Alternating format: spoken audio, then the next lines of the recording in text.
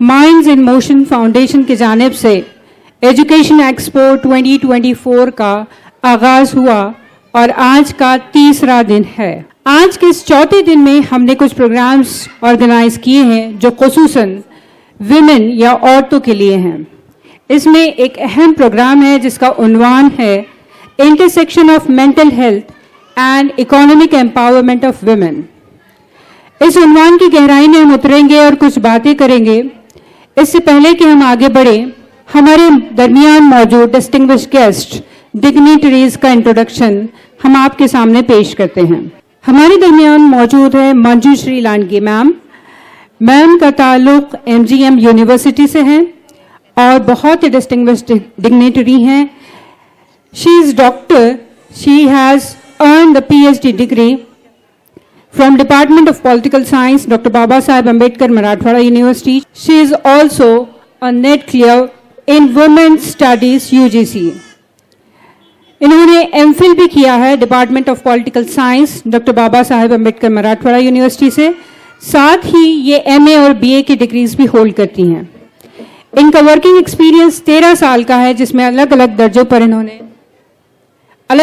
पर इन्होंने टीचिंग की है और तमाम तबकात के लोगों की रहनुमाई की है। इसके अलावा इन्हें रिसर्च वर्क का 6 साल का तजुर्बा है। इन्होंने कई सारे रिसर्च पेपर्स भी प्रेजेंट किए हैं। इसके अलावा ये as a member BOS in women studies centre भी इनवाइट की गई हैं। She is also invited as resource person and guest lectures at many places. So it is our honor to have such a great lady between us. She is Dr. Manjushri Laange ma'am. Next dignitary among us is Dr. Vidya Pradhan ma'am. Dr. Vidya Pradhan ma'am is also a professor in botany and zoology in Women's College, Aurangabad. We will go in the details of her introduction as well. She is professor and head Department of Zoology, Vice Principal, Dr. Rafiq Zakaria College for Women, Aurangabad. She is also working in various social sectors. She has guided so many students, especially for women. She has written books as well as published her research papers in various journals, etc. So these two great ladies are among us. Along with her, we have the third lady here. She is Mrs. Kausar Hayat. हमारे दरमियान Mrs. Kausar Hayat भी मौजूद हैं। मोहतरमा teacher भी हैं, writer भी है, मज़ामीन भी लिखती हैं और एजुकेशनल एक्टिविस्ट भी हैं। इन्होंने बच्चों के लिए कहानियाँ और ड्रामे भी लिखे हैं। हमारे दरमियान ये मौजूद ख़वातीन विमेन एम्पावरमेंट की मिसाल है। इन्होंने साबित कर दिखाया है अपने लंबे अरसे के इस तजुर्बे में कि किस तरीके से आप अपनी ज़ाती और माशी ज़िंदगी को बैलेंस कर सकते हैं। हमारे दरमियान और 2 मोहतरमाएँ मौजूद हैं जो तशरीफ़ ला चुकी है, Mubashra ma'am and Sana Khilji ma'am. मैं रिक्वेस्ट करती हूँ मुबशरा मैम और सना खिलजी मैम से कि बराह करम स्टेज पर तशरीफ़ ले आएँ। मुबशरा मैम, सना खिलजी मैम, अगर आप मौजूद हैं तो यहाँ तशरीफ़ ले आएँ। मुबशरा मैम, हमारे दरमियान मुबशरा मैम तशरीफ़ ले आ चुकी हैं। खान मुबशरा फिरदौस, इन्होंने आलमियत की है जमीयतुल बनात हैदराबाद से। इसके अलावा MA MEd भी किया है, PhD की है इन चाइल्ड साइकोलॉजी। इसके अलावा BSc भी की है इंटरनेशनल यूनिवर्सिटी ऑफ मलेशिया से। She is also research scholar in department of education, NET in education. She is also very active in journalism and mass communication. She is Vice Principal in College of Arts and Science, Aurangabad, and she is also editor of Hadia E magazine. She is also Markazi Assistant of Secretary Jamaat Islami Hind, member of Executive Committee All India Women's Wing Jamaat Islami Hind. She have written 3 books on parenting, writer, blogger and novelist. She is also a writer, blogger and novelist. As we have heard, the distinguished ladies sitting here, ये सभी ladies हमारे लिए एक मिसाल है, एक नमूना है कि किस तरीके से आप भी अपने ज़िंदगी में कुछ पा सकती हैं और इनसे सबक हासिल कर सकती हैं। अब हम अपने पैनल डिस्कशन का आगाज करते हैं। आज का जो उन्वान है मेंटल हेल्थ और इकोनॉमिक एम्पावरमेंट पर सारा डिस्कशन होने वाला है। तो सबसे पहले तो बात बनती है कि हम ये समझ लें कि मेंटल हेल्थ क्या है। आप हजरात से मेरा ये कि मेंटल हेल्थ क्या होती है। नमस्कार। सबसे पहले तो मैं आप सबको कॉन्ग्रेचुलेट करना चाहूँगी कि इस तरीके का माहौल आपने बनाया है और जो टॉपिक हम सभी को दिया गया है इट इज़ वेरी इम्पॉर्टेंट, क्योंकि हम रोज़ जिस तरीके से जीते हैं यानी हेल्थ इज़ वेरी इम्पॉर्टेंट, लेकिन उसमें हम सभी जिस तरीके की बात करते हैं तो फिज़िकल हेल्थ के बारे में हम ज़्यादा सोचते हैं। उसके अलावा भी एक हेल्थ है, मेंटल हेल्थ है, इमोशनल हेल्थ है, स्पिरिचुअल हेल्थ है। इसका भी पर्सपेक्टिव हमारे इसमें आना बहुत ज़्यादा ज़रूरी है। अगर हम मेंटल हेल्थ की बात करें तो एक सिंपल सी लैंग्वेज में हम ये कह सकते हैं कि हमारे जो इमोशंस है, हम जो कुछ सोचते हैं, हमें जो कुछ करना है, उसके ऊपर एक पॉजिटिव इंटरवेंशन जो होता है, जो कंट्रोल हम कहते हैं, भावनाओं पर नियंत्रण होना है, हमें क्या चाहिए क्या नहीं चाहिए, क्या करना है क्या नहीं करना है, इस पर ज़्यादा मेंटल हेल्थ निर्भर करती है। अगर मेंटल हेल्थ का कनेक्शन हम वीमेन के साथ में देखते हैं तो ये बहुत ज़्यादा इम्पोर्टेंट हो जाता है, क्योंकि वीमेन हमारे सोसाइटी में जिस तरीके से है उसके ऊपर हम बिल्कुल आगे जाकर बात करेंगे, लेकिन मेंटल हेल्थ एंड वीमेन ये दोनों भी इंटरकनेक्शन बहुत ज़्यादा ज़रूरी है। तो महिलाओं के बारे में हम शारीरिक जो फिजिकल हेल्थ जैसे हम देखते हैं क्या खाने में चाहिए क्या नहीं चाहिए, उसके अलावा मेंटल हेल्थ हमारे जो कुछ हम सोच रहे हैं, जो कुछ कर रहे हैं, हमारे एजुकेशन में कर रहे हैं, हमारे फैमिलीज में कर रहे हैं या सोशल सेक्टर में हम जो कुछ करते हैं, उसका सीधा सीधा असर हमारे मेंटल हेल्थ पर होता है। तो मेंटल हेल्थ हमारे इमोशंस को एक अच्छी तरह से पॉजिटिव डायरेक्शन देने का बहुत अच्छा काम करती है। Heartiest congratulations to the founders of Minds in Motion Foundation, Mr. Basit Siddiqui, founder, Mr. Saudagar sir, Mr. Khan sir, Mr. Adil Siddiqui sir, Ms. Amera Siddiqui, and all the team persons who have taken efforts for organizing this wonderful and excellent event, encouraging and motivating our students to come forward and become a best citizen of India. हमें जो topic दिया गया है, मैं professor Vidya Pradhan, vice principal और head department of zoology, doctor Rafiq Zakaria college for women, Naukhanda campus से हूँ। हमें यहाँ पर इनविटेशन देने के लिए I am very much thankful to the organisers. Mental health, what is mental health? The emotional, the psychological and the social wellbeing of an individual, जिसको हम बोलते हैं कि हम एकदम परफेक्ट मेंटल हेल्थ वाले हैं। मेंटल हेल्थ जो हमारा होता है, ये नहीं है कि हम दिन भर खुश रहे तो हमारा मेंटल हेल्थ अच्छा है, ऐसा नहीं है। तो हम हमारे स्ट्रेस को किस तरह से मैनेज करते हैं, हम हमारे एंजाइटी को किस तरह से मैनेज करते हैं, हम हमारे डिप्रेशन को किस तरह से मैनेज करते हैं और हम हमारी लाइफ अच्छे से हैप्पीली लीड करते हैं, उसको हम मेंटल हेल्थ कहते हैं। तो जब तक अभी ये बहुत अच्छी तरह से कहा गया है कि हेल्थ इज़ वेल्थ, अगर हेल्थ अच्छी है तो हमको कोई भी चीज़ में इंटरेस्ट आता है, हम बहुत अच्छे से हर चीज़ में पार्टिसिपेट होते हैं। लेकिन अगर हमारी हेल्थ अच्छी नहीं है तो we can not concentrate on anything. तो मेंटल हेल्थ और हमारा फिजिकल हेल्थ दोनों भी बहुत इम्पॉर्टेंट है।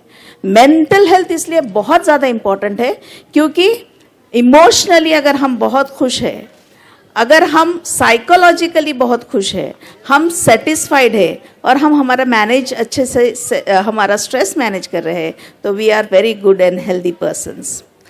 हमारा जो टॉपिक मैडम ने हमें जो दिया है, mental health and economic independence, तो they go hand in hand.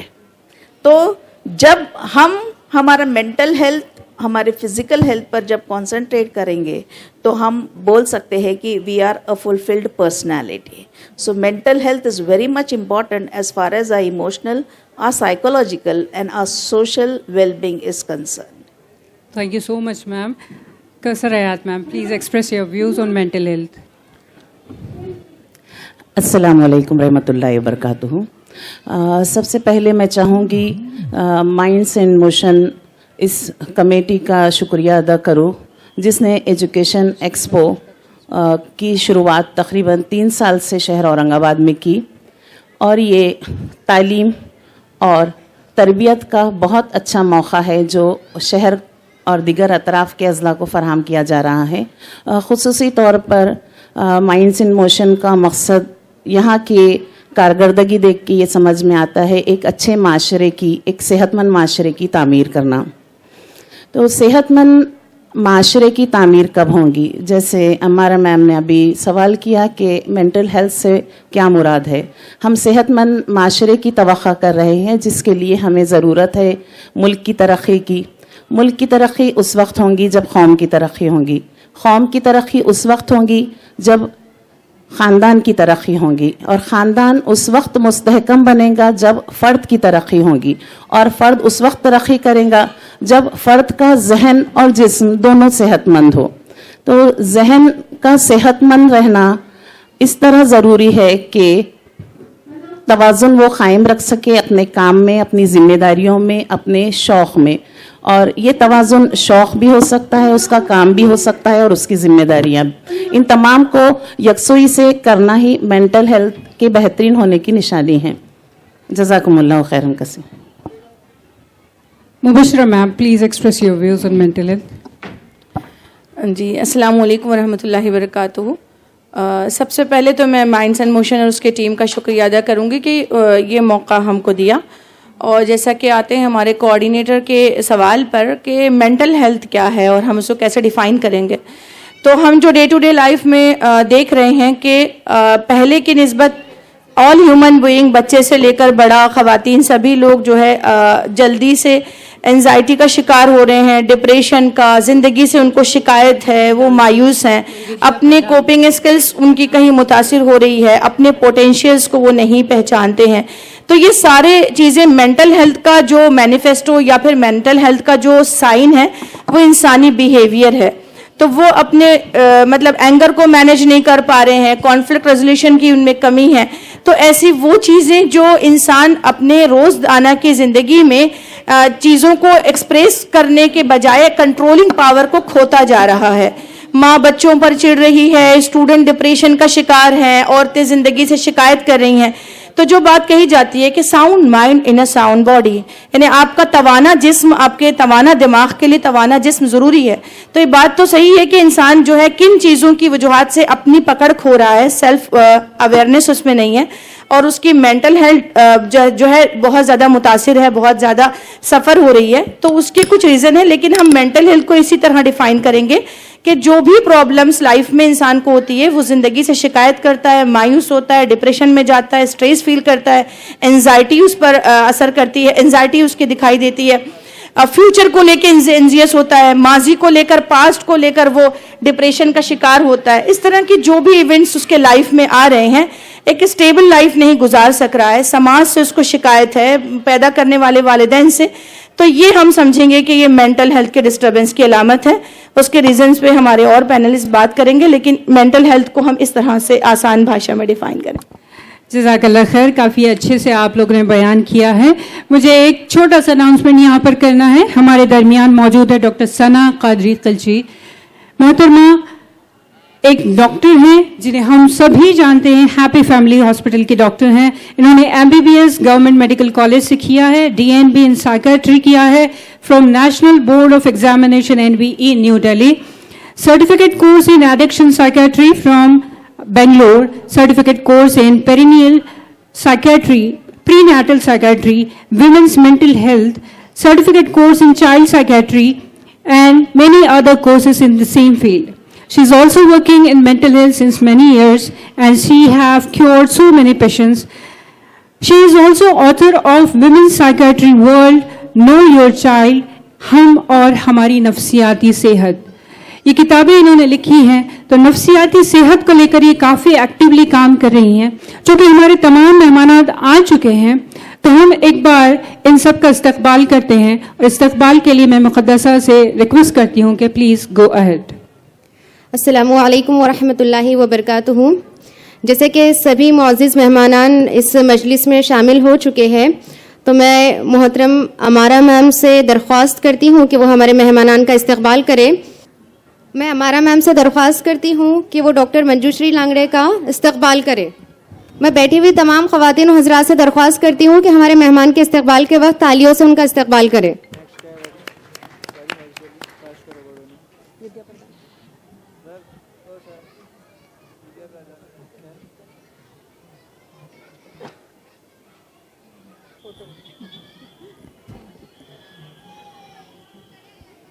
मैं अमारा मैम से दरख्वास्त करती हूँ कि वो डॉक्टर विद्या प्रधान को फेलिसिटेट करें।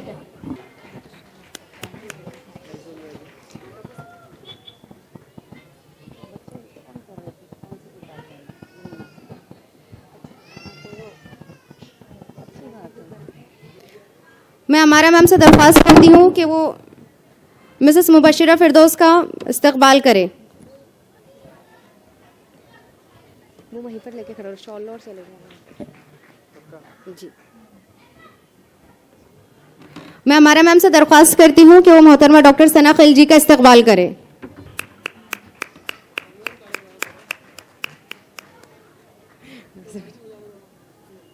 अब मैं अमारा मैम से दरख्वास्त करती हूँ कि वो मोहतरमा ख्वाजा कौसर हयात मैम का इस्तकबाल करें।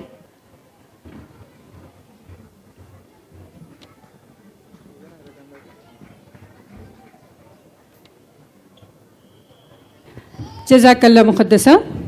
अब हम अपनी बातचीत को कंटिन्यू करते हैं। मेंटल हेल्थ के एक बेसिक्स के बारे में हमने अपने प्रीवियस गेस्ट से पूछा है। अब चूंकि समय में हम आ चुकी हैं तो इनकी ज़बान से हम सुनते हैं कि सिंपल भाषा में, एक आम ज़बान में मेंटल हेल्थ किसे कह सकते हैं। आप हमें 2 से 3 जुमलों में बताइए। मेंटल हेल्थ यानी आपकी ज़हनी सेहत, जिसमें आप खुद खुश रहते हैं और आसपास के लोगों को भी खुश रख पाते हैं।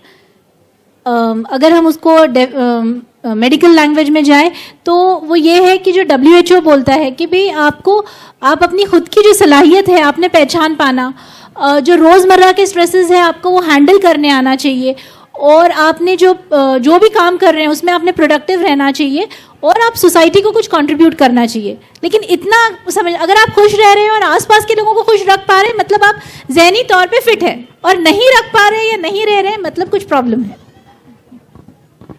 It was very simple to understand. अब हम आगे बढ़ते हैं और इकोनॉमिक एम्पावरमेंट के बारे में बात करते हैं। हमारे इस दरमियान मौजूद सभी लेडीज़ इकोनॉमिकली एम्पावर्ड हैं। इन्होंने अपनी जर्नी, अपना सफ़र अपने तौर पर तय किया है। इस सफ़र को हम सुनते हैं और आगे बढ़ते हैं। सबसे पहले तो why there is a need for economic empowerment among women. हम औरतों में इस इकोनॉमिक एम्पावरमेंट की ज़रूरत क्यों है? Please share your views in short. हम औरतों में इकोनॉमिक एम्पावरमेंट की क्यों ज़रूरत है? इसकी ज़रूरत इसलिए है कि भाई जब आप इकोनॉमिकली एम्पावर्ड रहेंगे तो आपको मतलब बेहतर ट्रीट किया जाएगा, आपके नीड्स जो है आप बेहतर फुलफिल कर पाए। मेरी जो अक्सर पेशेंट से स्ट्रेस क्या होता है, नहीं ना हमको खर्चे के लिए पैसे नहीं है, घर खर्चा का मसला हो रहा है, या फिर हमको जो चाहिए हम नहीं ले पा रहे हैं, खुद का घर नहीं है, ये सब मसले होते हैं आमतौर पर। तो पेशेंट्स को मैं बोलती हूँ हमारे हस्बैंड की इनकम नहीं है, हम जितनी चाहते हैं उतनी। आपको हस्बैंड की इनकम की क्या ज़रूरत है? आपकी खुद की इनकम होनी चाहिए। आपके अंदर सलाहियत है, आप पहचानो और आप अपने आप को जो भी सलाहियत है उसमें आप आगे एक्सेल करो, और आपकी खुद की इनकम रहेगी, आपका कॉन्फिडेंस लेवल अच्छा होगा उससे। और प्लस आप जो भी करना चाहते हैं आप किसी पे डिपेंडेंट नहीं हो। आप कुछ लाइफ में करना चाहते हो खुद के लिए, बच्चों के लिए, आप अपनी इनकम से कर सकते हो। हमें पूछा गया है कि इकोनॉमिक एम्पावरमेंट का कनेक्शन क्या है, ज़रूरत कैसी है।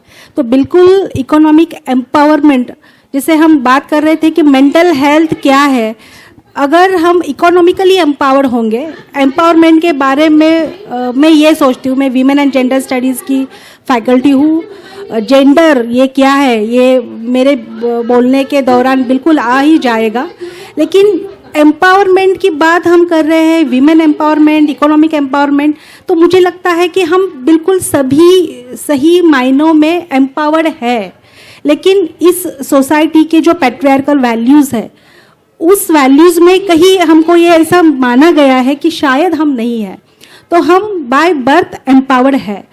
फिर भी अगर हम इकोनॉमिक सोशल किसी भी एम्पावरमेंट की बात करते हैं तो उसमें हम क्या करना चाहते हैं, इकोनॉमिक डिसीजन हम कितने ले पाते हैं, या इकोनॉमिकली स्टैंड होना है, क्या करना है, इकोनॉमिकली कमाना है, उसको खर्च कैसे करना है, तो उस तरीके से हमको अपनी मेंटल हेल्थ अगर अच्छी है तो उसका डेफिनेटली फ़ायदा हमारे इकोनॉमिक एम्पावरमेंट में होता है।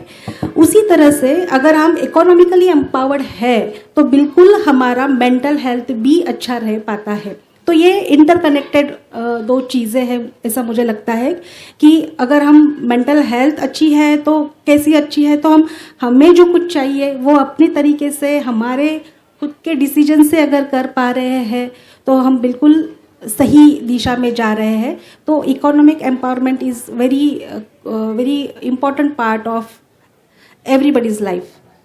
मेरा ये सोच है कि women are already empowered, there is no need, वहाँ पर कोई ज़रूरत नहीं है उनको एम्पावर्ड करने की।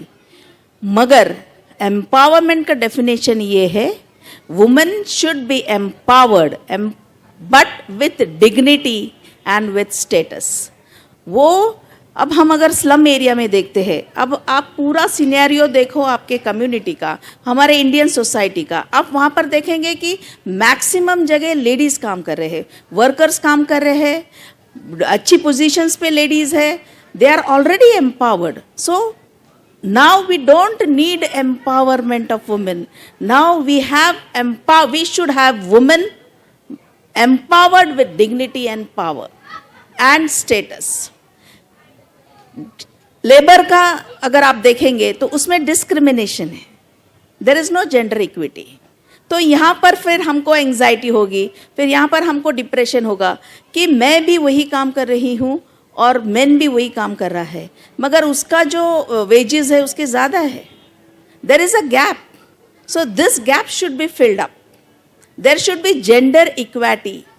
जब तक ये नहीं होगा हम ये नहीं कह सकेंगे कि वुमेन आर एम्पावर्ड। अर्निंग तो उन्होंने कर ही रहे हैं वुमेन, आप देखो खेत मजदूर है, मजदूरी कर रहे हैं लेडीज़, घरों में जाकर काम कर रहे हैं बर्तन का वगैरह, वो तो उनका सोर्स ऑफ इनकम तो वो ले ही रहे हैं, मगर they are not given that dignity, they are not given that status। So today is a need that we should have women living with status and dignity। जब हम बोल सकते हैं कि women are empowered, unless we cannot say there is empowerment in women। So society, doctor Baba Saheb Ambedkar ने बहुत अच्छा कहा है, उनका कहना है कि I measure the progress of that community। वो समाज का मैं वो जब तक ये नहीं मानता हूं, I measure the progress of the community जब the dignity of the woman and the status of the woman is not achieved by that community।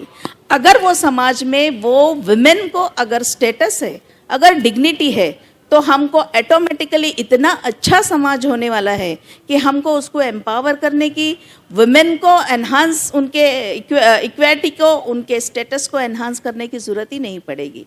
तो empowered women are already empowered.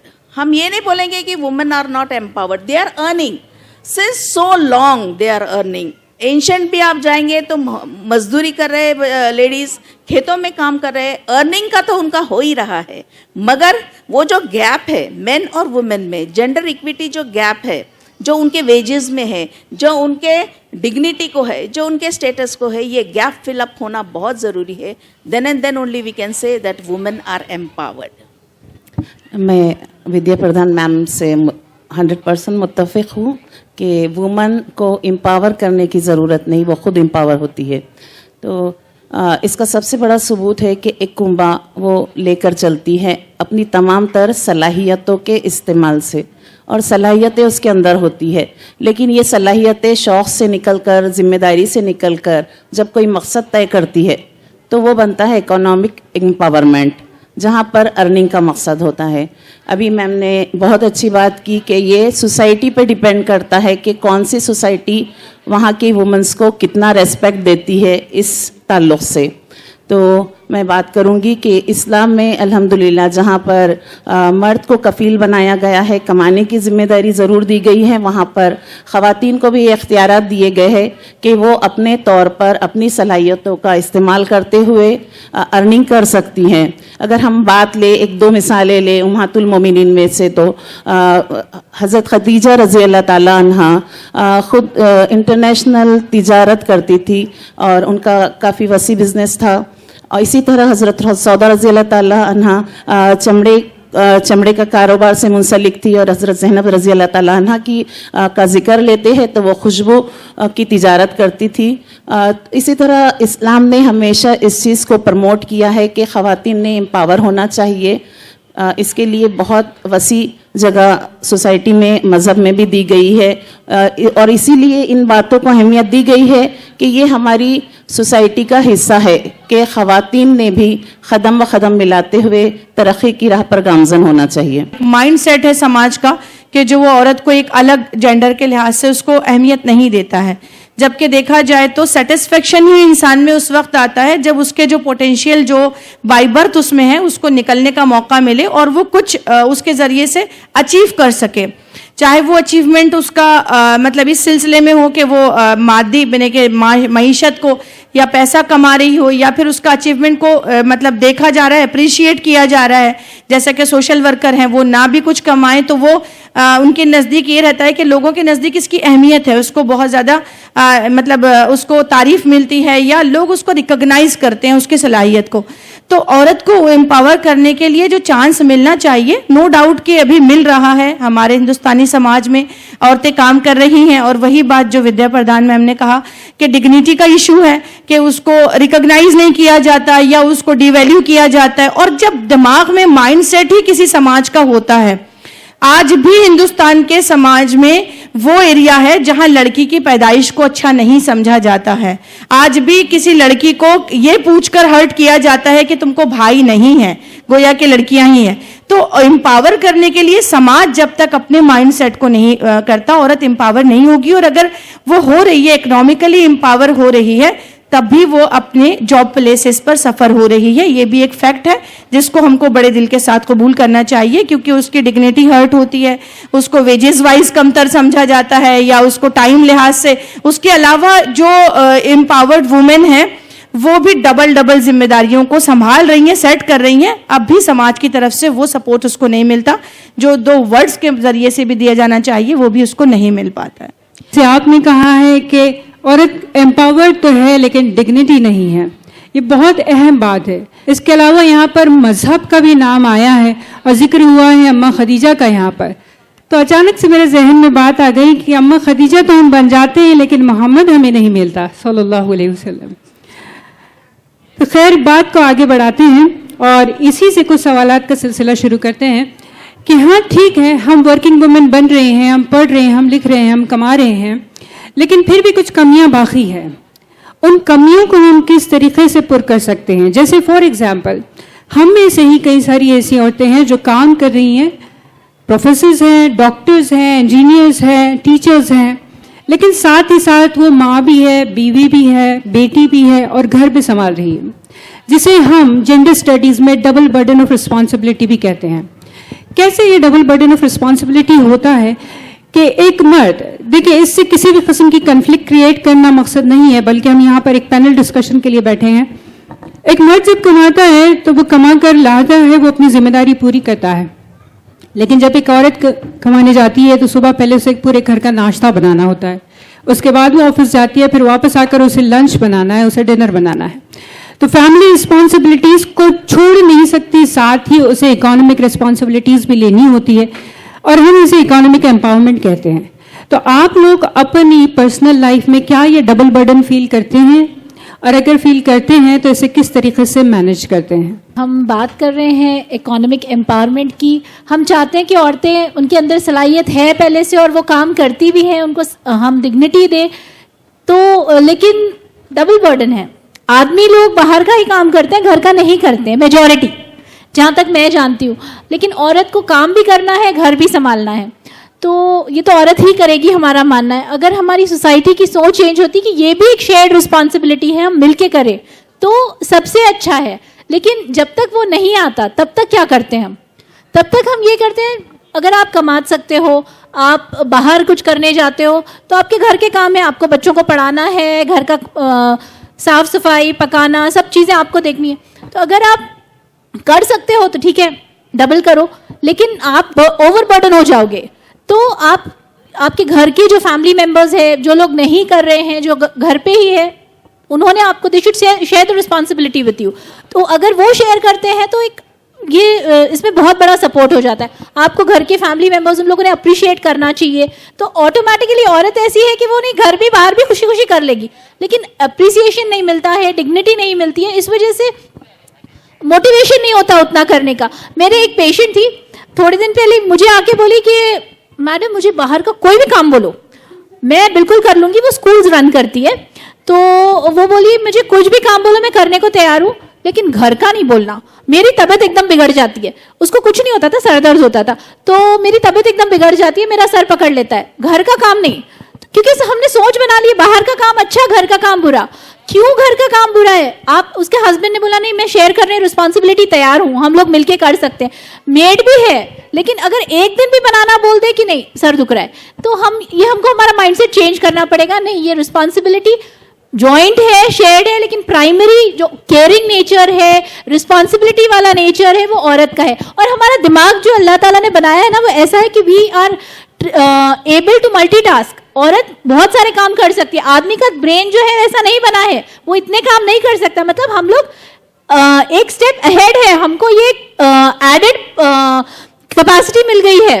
तो हमने ये सब, इसको तो हमको भाई हाँ हमारे पास 4 हाथ है, ऐसी बात है, तो हम बाहर भी कर सकते हैं, घर के भी कर सकते हैं, तो करें। और अगर आप हायर कर सकते हो तो आप मेड हायर करो।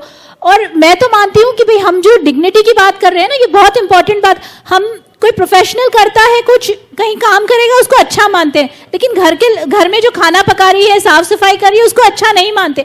एक्चुअली इनके लिए भी कोर्सेज एक बेसिक लेवल के होने चाहिए, इनका भी एक पे स्केल डिसाइड होना चाहिए। इनको भी, हम ज्यादा अर्न कर रहे हैं तो हम कम पे करके हायर कर सकते हैं। आप पकाने वाला अच्छा हायर करो, साफ सफाई वाला हायर। मैं एक पर्सनल एग्जाम्पल मैं मेरा देना चाहती हूँ। This I have learned over years. मेरी शादी को 15 साल हो गए। मैं शुरू में क्या करती थी, एक ही औरत रखती थी सारे काम घर के। देन आई रियलाइज कि नहीं, दिस इज समथिंग रॉन्ग, ये गलत हो रहा है। तो कुछ भी काम अच्छे से नहीं हो रहा है। अब मैंने घर कोई चलाया नहीं था, मेरी शादी के नया है, मैंने सिर्फ पढ़ाई की थी। अब मैं जब बाहर में, मेरे वर्किंग आवर्स बाहर रहते थे ज्यादा, तो देन आई स्टार्टेड कि हमारा ब्रेन अलग अलग areas are programmed for different areas, for different work. तो जैसा कोई बहुत अच्छा खाना पका सकती है, दूसरी मेड उतना अच्छा खाना नहीं बना सकती, वो सफाई बहुत अच्छी करेगी। तो आपको पोटेंशियल टैप करना है, आपके अंदर, दूसरों के अंदर भी। तो आपके आसपास के लोगों को पोटेंशियल टैप करो, अरे ये बहुत अच्छा खाना बनाती है, तो उससे खाना बनवाओ। पे हर, उसको आप पे कर सकते हो, अच्छा पे करो। मेरे घर पे हम लोग बाहर का खाना नहीं खाते। मेरा जो छोटा बेटा है वो बहुत ज्यादा फूडी है, लेकिन अल्हम्दुलिल्लाह यूट्यूब पे की बाहर की हर रेस्टोरेंट वाली डिश घर पे बनती है। आई डोंट कुक, लेकिन मैं I get it done from someone. मैं लॉकडाउन एक इकलौता पीरियड था जब मैंने एक्सक्लूसिव कुक, तब मैंने यूट्यूब हर चीज एक्सप्लोर कर ली। तब मुझे समझ में आया कि नहीं, हम कुकिंग अच्छा पोटेंशियल वाली लेडी हायर करें और उसको यूट्यूब वीडियो बताओ, रोज यूट्यूब वीडियो बताओ और हर चीज हेल्दी वर्जन बनाओ। तो इस तरह से आप कर सकते हैं। You have to work smart. तो आप घर का भी काम कर सकते हैं, बाहर का भी काम कर सकते हैं। घर का मैनेजमेंट कोई और देख रहा है, बाहर का मैनेजमेंट आप देख रहे हो, घर का काम आप सुपरवाइज करके ले रहे हो। आई होप अगर इस तरह से करते हैं तो वी कैन मैनेज। ये बात हम खुद कहते हैं कि औरतें डबल कर सकती हैं और घर के काम मर्द नहीं करेंगे। इसका जो थिंकिंग पावर है किसने दिया? औरत ने दिया है।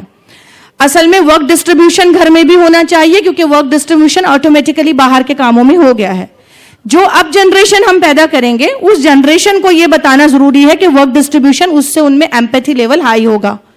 जब माँ थक कर आ रही है और बेटों को एहसास नहीं है या फादर को भी नहीं है तो ये बहुत बड़ा सवाल इंसानियत पर है कि उनमें एम्पैथी लेवल उनका कहाँ गया। उनके एम्पैथी लेवल को इतना हाई होना चाहिए जैसे कि औरत को कहा गया मर्द अगर थक कर आए, काम करके आए, तो उसको मुस्कुराकर पानी का गिलास दे। तो घर में हम मर्द को तो ये डायरेक्शन नहीं दे सकते, लेकिन अपने बच्चों को तो दे सकते हैं कि माँ को भी वो पानी का गिलास दे दे। ये रिकग्निशन होता है किसी भी चीज का। और साथ ही ये बात ये होती है कि हम समाज में कब तक कामों को दूसरों से करवाएंगे। हमको वर्क डिस्ट्रीब्यूशन का कल्चर डालना चाहिए। उसमें एहसास ये होगा कि जो बॉयज और गर्ल्स हमारे घरों में हैं, उनमें ये एहसास होगा कि खाना लगाना कोई ऐब की बात नहीं है, सब्जी काटना भी कोई मायूब बात नहीं है। भाई काट रहा है तो बहन उसको सर्व करे। तो हम एक वर्क कल्चर बना पाएंगे, सपोर्ट सिस्टम बना सकेंगे, तब हमारा समाज ग्रो होगा इस सह सोच के साथ कि औरत भी इंसान होती है, मर्द भी इंसान होता है, लड़की भी इंसान होती है। वरना हम अपनी युवा पीढ़ी में गर्ल्स को बहुत ज्यादा रिबेलियस बना देंगे, खास तौर पर गर्ल्स को। क्यों? क्योंकि जब हम ये सिस्टम को आगे बढ़ाएंगे कि मर्द नहीं कर सकता, तो इक्वल डिस्ट्रीब्यूशन हमको करवाना जरूरी है समाज में। और वो एम्पावर्ड वुमेन जो किसी को जॉब दे सकती है सबके लिए। बाज ऐसे एक्सेप्शनल केसेस होंगे जैसे कि खातून के सर में दर्द हो रहा है काम को देखकर घर के, तो मर्द भी ऐसा मिलेगा हमको। नार्सिसिस्ट भी होगा, बाज वक्त मशरिकी मर्द नार्सिसिज्म होता ही है, तो वो होगा, तो उसको भी हम लेके चलेंगे। क्योंकि उसमें एक इंपॉर्टेंस होगा, फैमिली हमारी टूटे फूटे ना। फैमिली को जोड़ के रखने के लिए हम जो है ये भी कंसिडर करेंगे कि मर्द नहीं कर सकते हैं, वो भी बहुत थक कर आ रहे हैं, दोनों बहुत ज्यादा टाइट शेड्यूल में, जैसे मैम ने कहा, तो ये एक अच्छा आइडिया है कि वो बाहर से सर्वेंट रख लें। लेकिन ओवरऑल समाज को जो बेयर नहीं कर सकता है उसको इक्वल डिस्ट्रीब्यूशन ऑफ वर्क घर में बनाना पड़ेगा। अभी आपके सामने सना साहबा और मुबशरा साहबा ने रोज़मर्रा के मामूलात में किस तरह तवाज़ुन रखे इस पर बात की।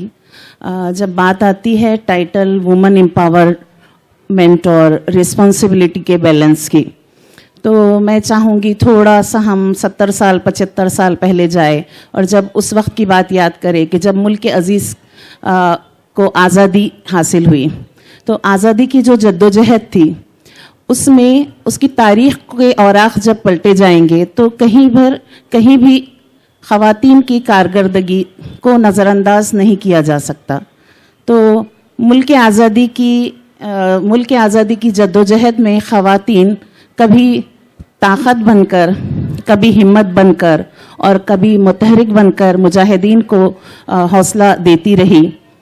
कुल मिला के मैं बस इस तवाज़ुन की एक 2-3 मिसालें दूंगी कि उस वक्त आबादी बेगम, अमजदी बेगम और निशातुन्निसा ये ख़वातीन थी जिसने अपने घर के मर्द हजरात के साथ बहुत जोश व खरोश से हिस्सा लिया, बराबरी के साथ उस वक्त जो हालात गुजर रहे थे, और साबित कदम रही और उनका घर भी अच्छे से चला।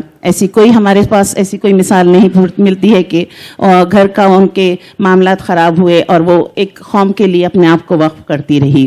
तो बस खुलासा ये कहूँगी कि ख़वातीन ना अपने हक़ से दस्तबरदार होती है और ना अपने फ़र्ज से गाफिल होती हैं।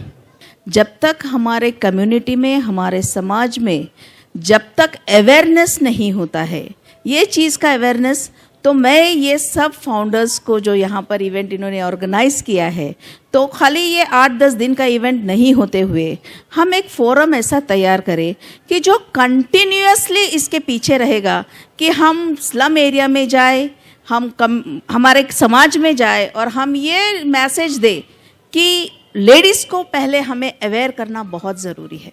क्योंकि जो भी चीज़ होती है it starts from our home. हर एक चीज़ का बर्थ हमारे घर से होता है।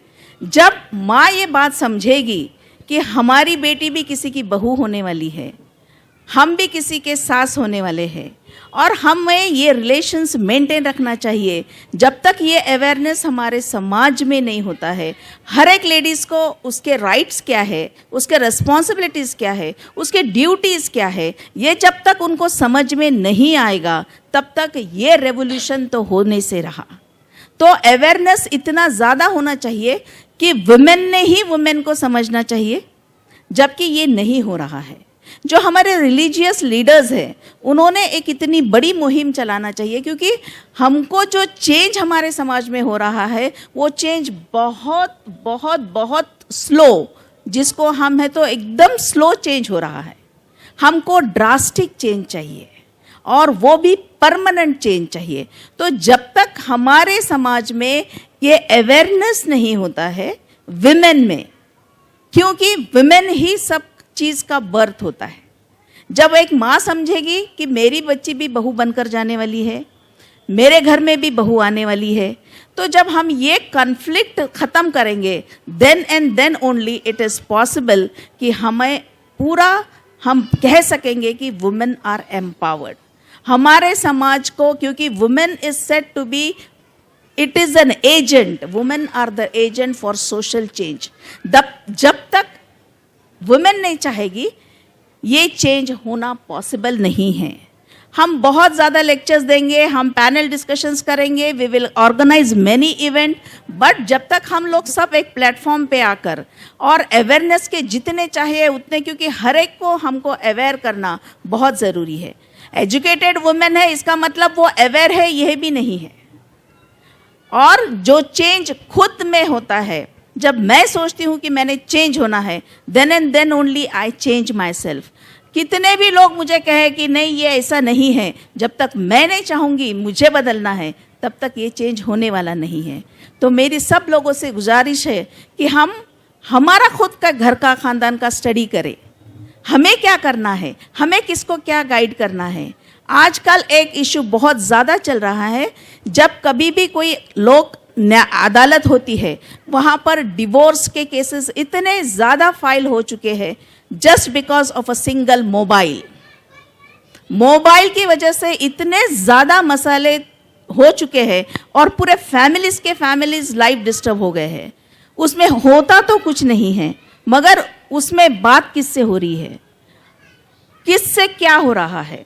तो ये माँ की जिम्मेदारी है कि वो अपनी बच्ची जब भी शादी होकर जाए, उसके साथ वो एक जो इंस्ट्रूमेंट है जो हमारे लाइफ को आज बर्बाद कर रहा है। बहुत सारे कॉलेजेस में मैं कोई समाज के बारे में, it is overall scenario, mobile ले रहे हैं, क्लासेस में नहीं जाते हैं, बाहर ही बैठे हुए हैं, कहाँ से चेंज आएगा। तो जब माँ ये समझाएगी कि नहीं ये है और कल्चर ये है, तो हमारे घर से आता है। जब तक हमारा समाज नैतिकता नहीं संभालता है, तब तक हम चेंज बिल्कुल चेंज हो ही नहीं सकता है। तो हमारा स्वातंत्र तो जो है वो एक वैल्यू पे होना चाहिए। आज़ादी बहुत ज़रूरी है, लेकिन वह स्वच्छंद नहीं होना चाहिए, उसको लिमिटेशंस होना चाहिए, उसको एक दायरा होना चाहिए। हम आज़ाद है बोले तो हम कुछ भी कर सकेंगे, no, it is not possible. आज़ादी हमने बिल्कुल एंजॉय करना है, मगर विथ लिमिटेशंस। तो ये सब जब तक नहीं होगा, जब तक हमारे घरों में हमारी जो माँ है वो हम पर ये संस्कार नहीं करती है। मैं माँ को बिल्कुल ये रिक्वेस्ट करती हूँ कि जब कभी बच्ची की जब वो ग्रोइंग स्टेज में है, हम बहुत ज़्यादा टाइम हमारे माँ के साथ ही रहते हैं, तो जब जैसा वक्त मिले हमारे बच्चियों को अवेयर करें कि देखिए मोबाइल से ये होता है, देखिए पढ़ाई किए तो आप खुद के पैर पे खड़ा होगे। और जैसा कहा गया है कि अगर एक आदमी सीखा, एक लड़का सीखा, तो वो खाली एक घर को सिखाता है, मगर जब एक विमेन एजुकेट होती है तो पूरा समाज एजुकेट होता है। तो आप लोगों ने ये अवेयरनेस बिल्कुल रखना चाहिए। हमने ही डिसाइड करना है कि मेरी बच्ची की शादी होगी और वो सक्सेसफुल होगी। आई एम सॉरी टू से, बहुत ज़्यादा केसेस जो हो रहे हैं वो मदर के इंटरफियरेंस से हो रहे हैं। हमें बहुत अच्छा समाज चाहिए, हमें बहुत अच्छे समाज में रहना है, तो हमको बहुत ज़्यादा जद्दोजहद करनी पड़ेगी। हमें हमारे क्या गलतियां हैं उसको हमको सुधारना पड़ेगा, और ये बहुत बड़ा और लंबा प्रोसेस है। अगर एक इंडिविजुअल सोचेगा, एक माँ सोचेगी कि नहीं मुझे ये करना है, तो there is no time for change. तो मैं सबसे ये रिक्वेस्ट करती हूँ कि आप ये डिसाइड करो, मैं मेरे बच्ची के लिए क्या सोचती हूँ। उसने अच्छी नौकरी करना, उसने अच्छे पैसे कमाना, उसने इकोनॉमिकली स्टैंड रहना, उसने डिग्निटी से रहना, उसने उसका घर आगे बढ़ाना। ना कि मेरे बच्ची को मैं रोज़ सिखाऊंगी ये ऐसा करो वो वैसा करो, ये हमने माइंड में से निकाल देना है, क्योंकि शादी तो हमारी मर्जी से होती है।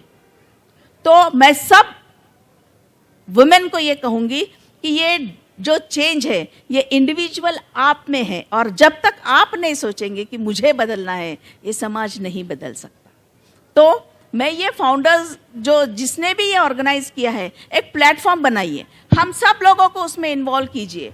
आप एक दिन मुकर्रर कीजिए, वो दिन हम पूरे लोगों में जाकर क्या सही है, क्या गलत है, क्या हो रहा है, क्या होना चाहिए, ये जब तक हम नहीं बताते हैं, अवेयरनेस जब तक नहीं होता है, जब तक हर एक इंडिविजुअल नहीं चाहता है कि मैं बदले, तो हमारा समाज नहीं बदल सकता। बहुत ही इम्पोर्टेंट पॉइंट हमारी मैम ने बताया है।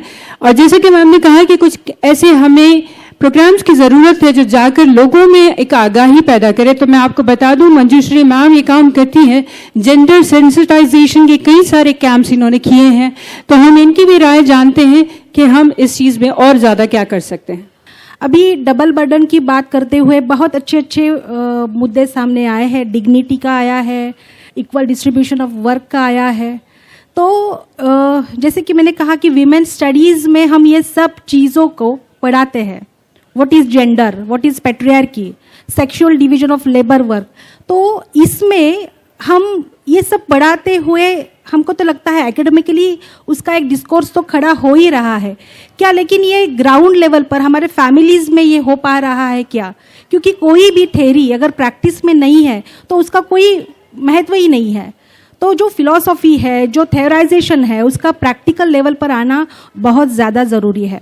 According to Indian constitution 21A में सभी को live a life with dignity ऐसा लिखा है, यानी वो हमारा बाय बर्थ राइट है। हम जब महिलाओं की बात करते हैं, जैसे अभी मेरे फ्रेंड्स ने बताया कि महिलाओं के ऊपर बहुत ज़्यादा जिम्मेदारी है, बिल्कुल है। महिलाओं के ऊपर जिम्मेदारी सच में ज़्यादा है, सिर्फ फैमिलीज़ की नहीं है। तो एक सोसाइटी को अच्छी तरह से खड़े करना, क्योंकि every mother is a social activist. हमारे फेमिनिज्म में, फेमिनिस्ट थॉट्स में हम ये कहते हैं कि every mother is a social activist. हम बच्चों को जन्म देते हैं, हमारे दिमाग में सोशल एक्टिविज्म की जो सोच है वो ये है कि घर से बाहर निकलकर नारेबाजी करना, किसी को जिंदाबाद मुर्दाबाद करना या कुछ और मसले लेकर बात करना। लेकिन एक्टिविज्म कुछ और भी है जो हर एक महिला करती है।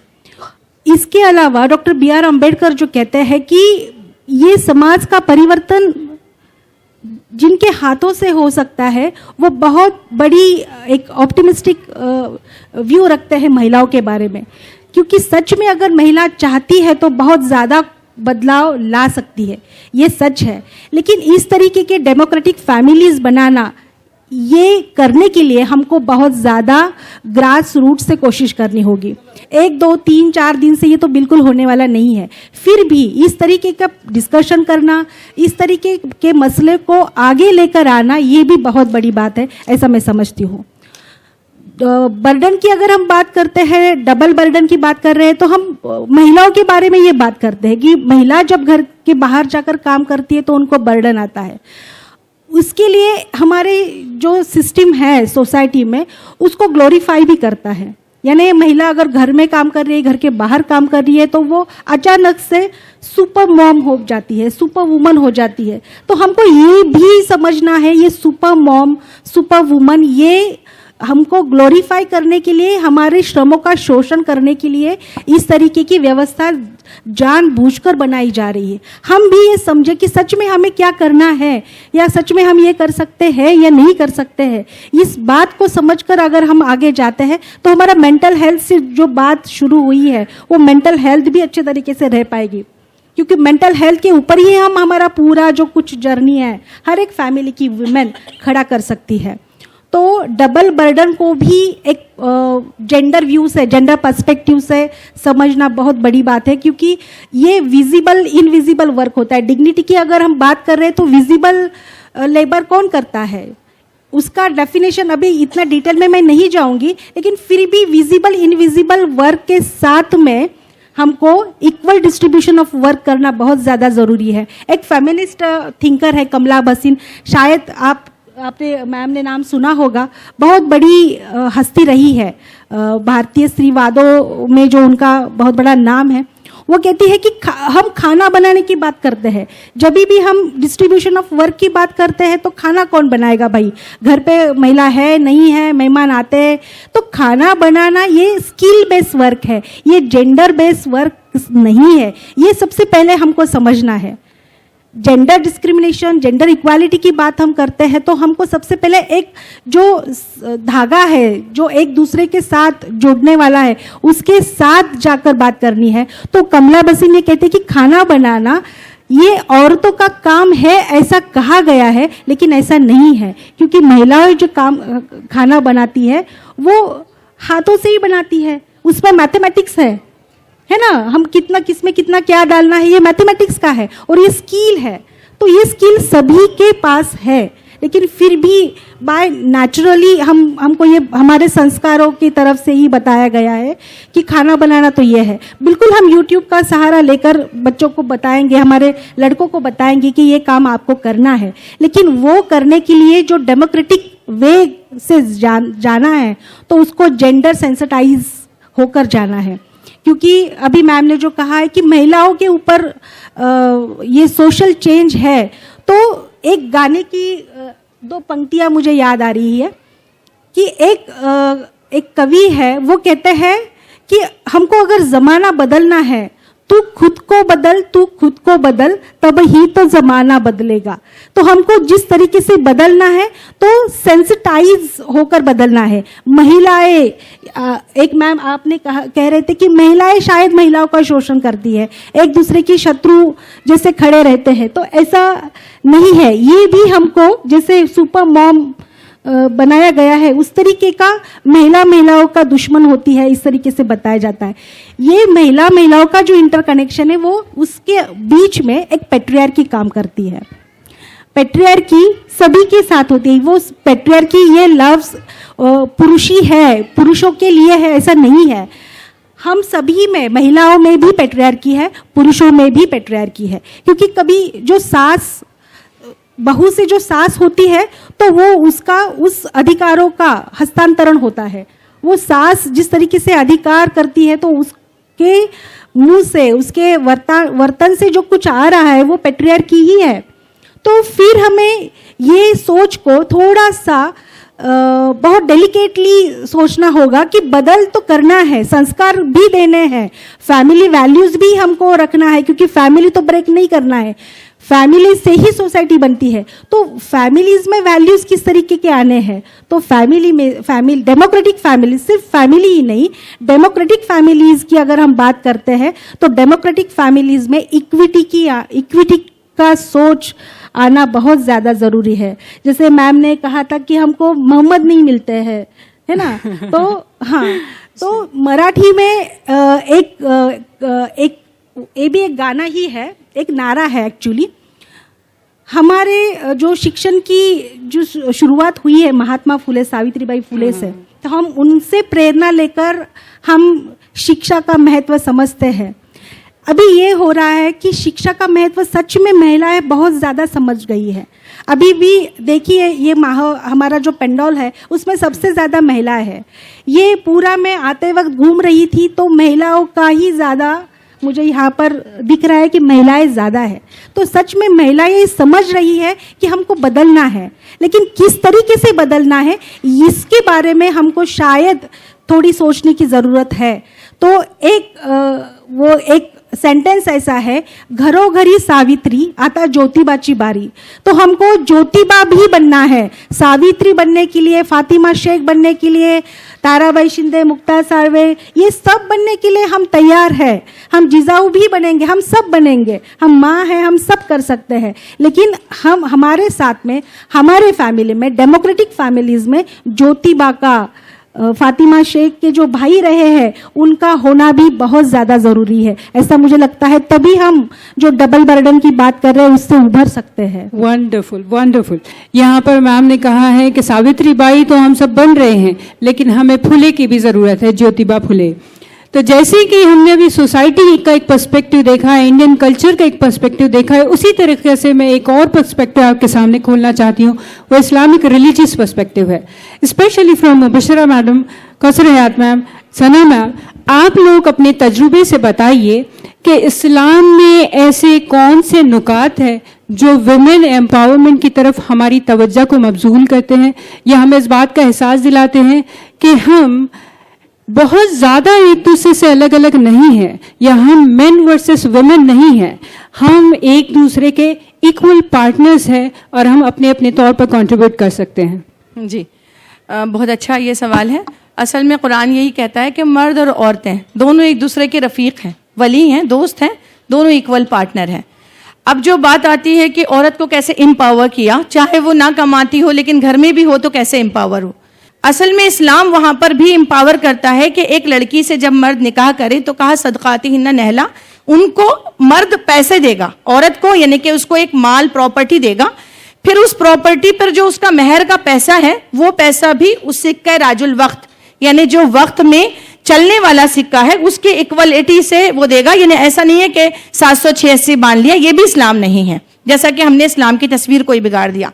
उसमें कहा कि एक औरत को अच्छा खासा माल देकर एश्योरेंस देगा कि वो आपकी अपनी उसकी पत्नी है, उसके खाने पीने रहने सिक्योरिटी जो नीड्स मास्लोज हायरार्की में आप देखती हैं वो सारी नीड्स जो है एक मर्द की जिम्मेदारी होगी, और वो उसके मेहर को, वो उसको मेहर जो दिया गया वो उसका माल है, उस माल को कोई इंसान उससे ले नहीं सकता, वो उसकी प्रॉपर्टी है। यहाँ एक औरत को इस्लाम ने ये कहा कि एक खातून वो प्रॉपर्टी होल्डर हो सकती है, जैसे कि जो माल उसको दिया गया, कॉमन प्रैक्टिस मैंने जैसे शादी की बात कही है कि माल औरत को दिया जाएगा और उसके पास रहेगा, इस्लाम के मानने वालों ने ये तस्वीर बिगाड़ दी है, इसलिए ये पैगाम लोगों तक नहीं गया। दूसरी एक और बात कि जब उसको माल दिया जाएगा विरासत का, उसके शोहर में से मिलेगा, उसके वालिद से मिलेगा, भाइयों से नहीं। हमको ये कहा जाता है कि भाई से माल लो, वो भाई देने वाला नहीं है, वो तो खड़ा हुआ है बाप के इंतकाल के बाद पैसे लेने में, और वो जो विरासत का माल है वो एक औरत भी लेगी और भाई भी लेगा, एक बेटी भी लेगी और बेटा भी लेगा। फिर उस माल में भी वो प्रॉपर्टी राइट्स का उसको एहसास नहीं है, तो वो माल इसलिए नहीं लेती है क्योंकि वो ले जाकर शोहर को दे देगी। वहां इस्लाम ने उसको नुक्ता किया कि शोहर उस माल का मालिक नहीं है, उस माल का मालिक वो खातून ही है। यानी एक प्रॉपर्टी राइट्स का एहसास औरत को नहीं होता है, जबकि प्रॉपर्टी राइट्स का एहसास औरत को इस्लाम ने दिया, उसको एम्पावर किया। उसके अलावा वो अपने माल के साथ बिजनेस करती रही है, इसकी पूरी इस्लामी तारीख हमारे पास है। एक खातून आती है अल्लाह के नबी सल्लल्लाहु अलैहि वसल्लम के पास, अल्लाह के नबी सल्लल्लाहु अलैहि वसल्लम हज़रत आयशा रज़ियल्लाहु अन्हा से कहते हैं, अच्छा तो अतिया आई है, और अतिया जो है वो खुशबू बेचने वाली हैं। खुशबू बेचने का उसका जो तरीक़ाकार है वो भी वो जैसा कि हमारे यहाँ सिस्टम है कि किसी को मतलब बाद में पैसा लिया जाएगा, उस तरह वो देती हैं। अल्लाह के नबी ने क्यों पहचाना? मुफस्सिरीन ने लिखा कि वो इसलिए पहचाना कि वो खुशबू थी, और अतिया जो कि खुशबू बेचने वाली खातून आई थी। उससे पता चलता है कि उस जमाने में खवातीन बेचती भी थी, उस जमाने में खवातीन सोशल वर्क में सर्व भी करती थी, उस जमाने में खवातीन जो है, हजरत ज़ैनब का इंतकाल हुआ तो हजरत आयशा रजी अल्लाह तआला अन्हा ने कहा कि हाय ज़ैनब तुम चली गई और तुम्हारे पीछे बेयारो मददगार मिस्कीन मसाकीन बेवाओं को छोड़ गई, जिनकी तुम किफालत करती थी, जिनकी तुम जिम्मेदारी उठाती थी। हजरत ज़ैनब रजी अल्लाह तआला के पास सोर्स क्या था? उनके पास था चमड़े को दिबागत करके उसकी मुश्किज़ें बनाना, जुराबे बनाना और पट्टी बनाना। वो बेचा करती थी और उसको बेचकर मदद किया करती थी बेवाओं और मसाकीन की।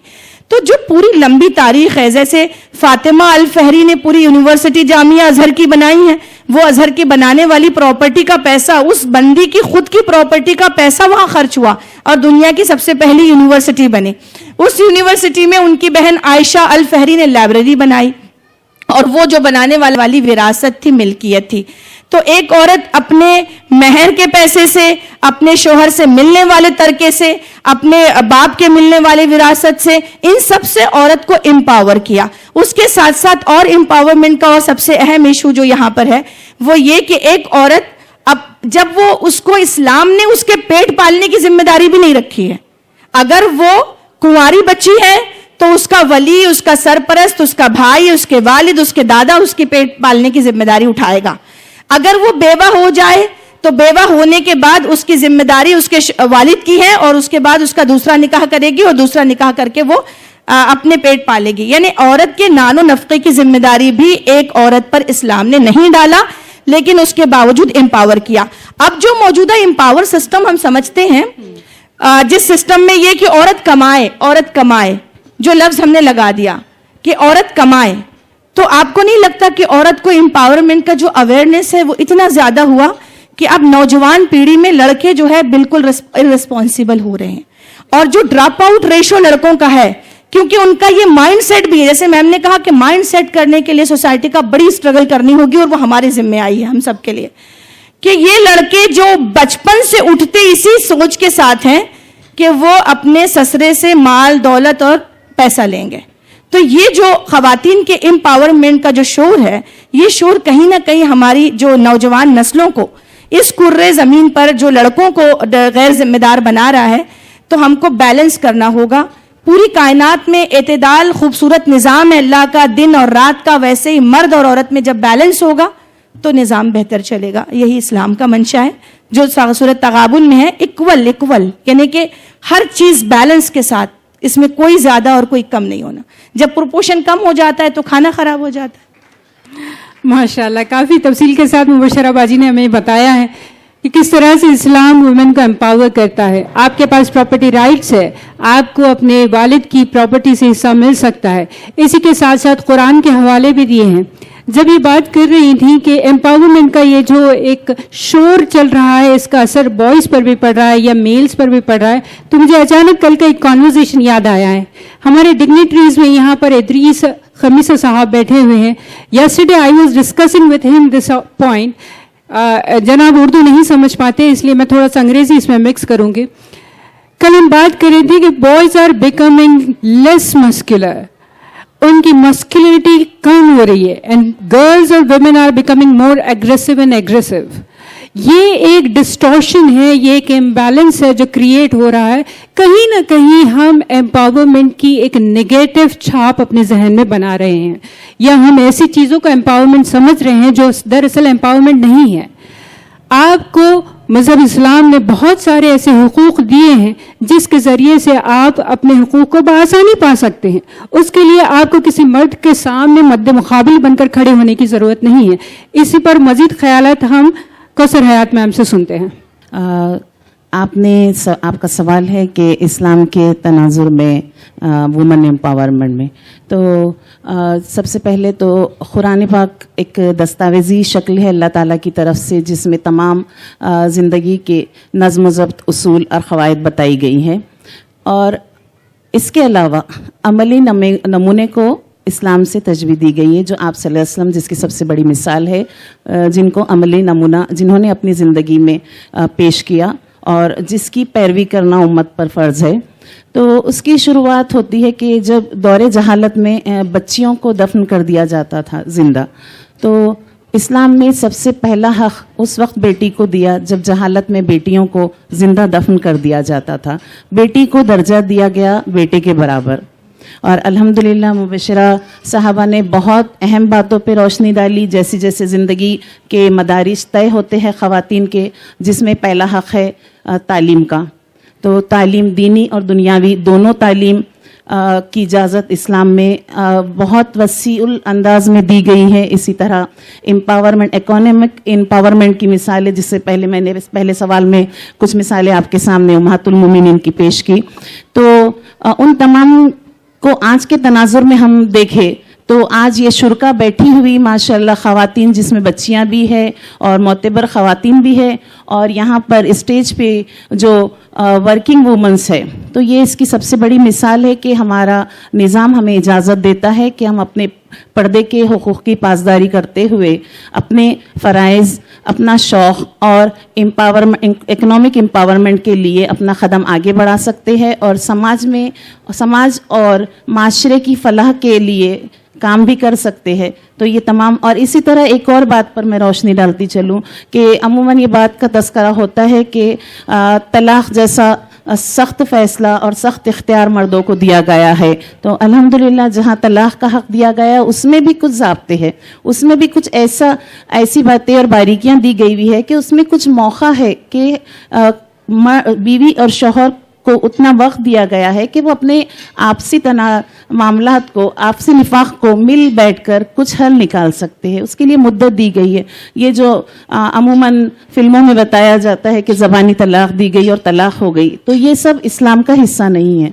और इसी तरह तलाक के ही तनाजुर में एक हक औरत को दिया है खुला का, और जिसके ज़रिए अगर वो अपनी ज़िंदगी से मुतमईन नहीं है, शादीशुदा ज़िंदगी से, या फिर वो चाहती है कि अपनी अलहदा ज़िंदगी गुजारे, तो उस सूरत में ये भी इख्तियार है कि औरत खुला ले सकती है। और उसको बाजी ने जिस तरह बताया, विरासत का हक़ है, जैसे जायदाद में हक़ दिया जाता है, इस तरह शौहर की तरफ से भी उससे पैसा मिलता है। बस यहाँ पर वही बात आती है जो आप तमाम ये बात पेश कर रहे हैं कि हुकूक़ हर मज़हब देता है, और खुसूसी तौर पर एजुकेशन राइट का जो हक़ दिया हुआ है, अल्हम्दुलिल्लाह मर्द और औरत के लिए ये है फ़र्ज़ बताया गया है कि दोनों का तालीम हासिल करना ज़रूरी है। अब मर्द सिर्फ कमाने के लिए ज़रूर हासिल करेगा तालीम, लेकिन औरत को माशरा बनाना है, औरत को ख़ानदान बनाना है, तो औरत की तालीम पर खुसूसी तौर पर बार बार कई मौक़े पर ज़ोर दिया गया है, और इसकी तरबियत के तरीक़े भी कुरान में बताए गए हैं।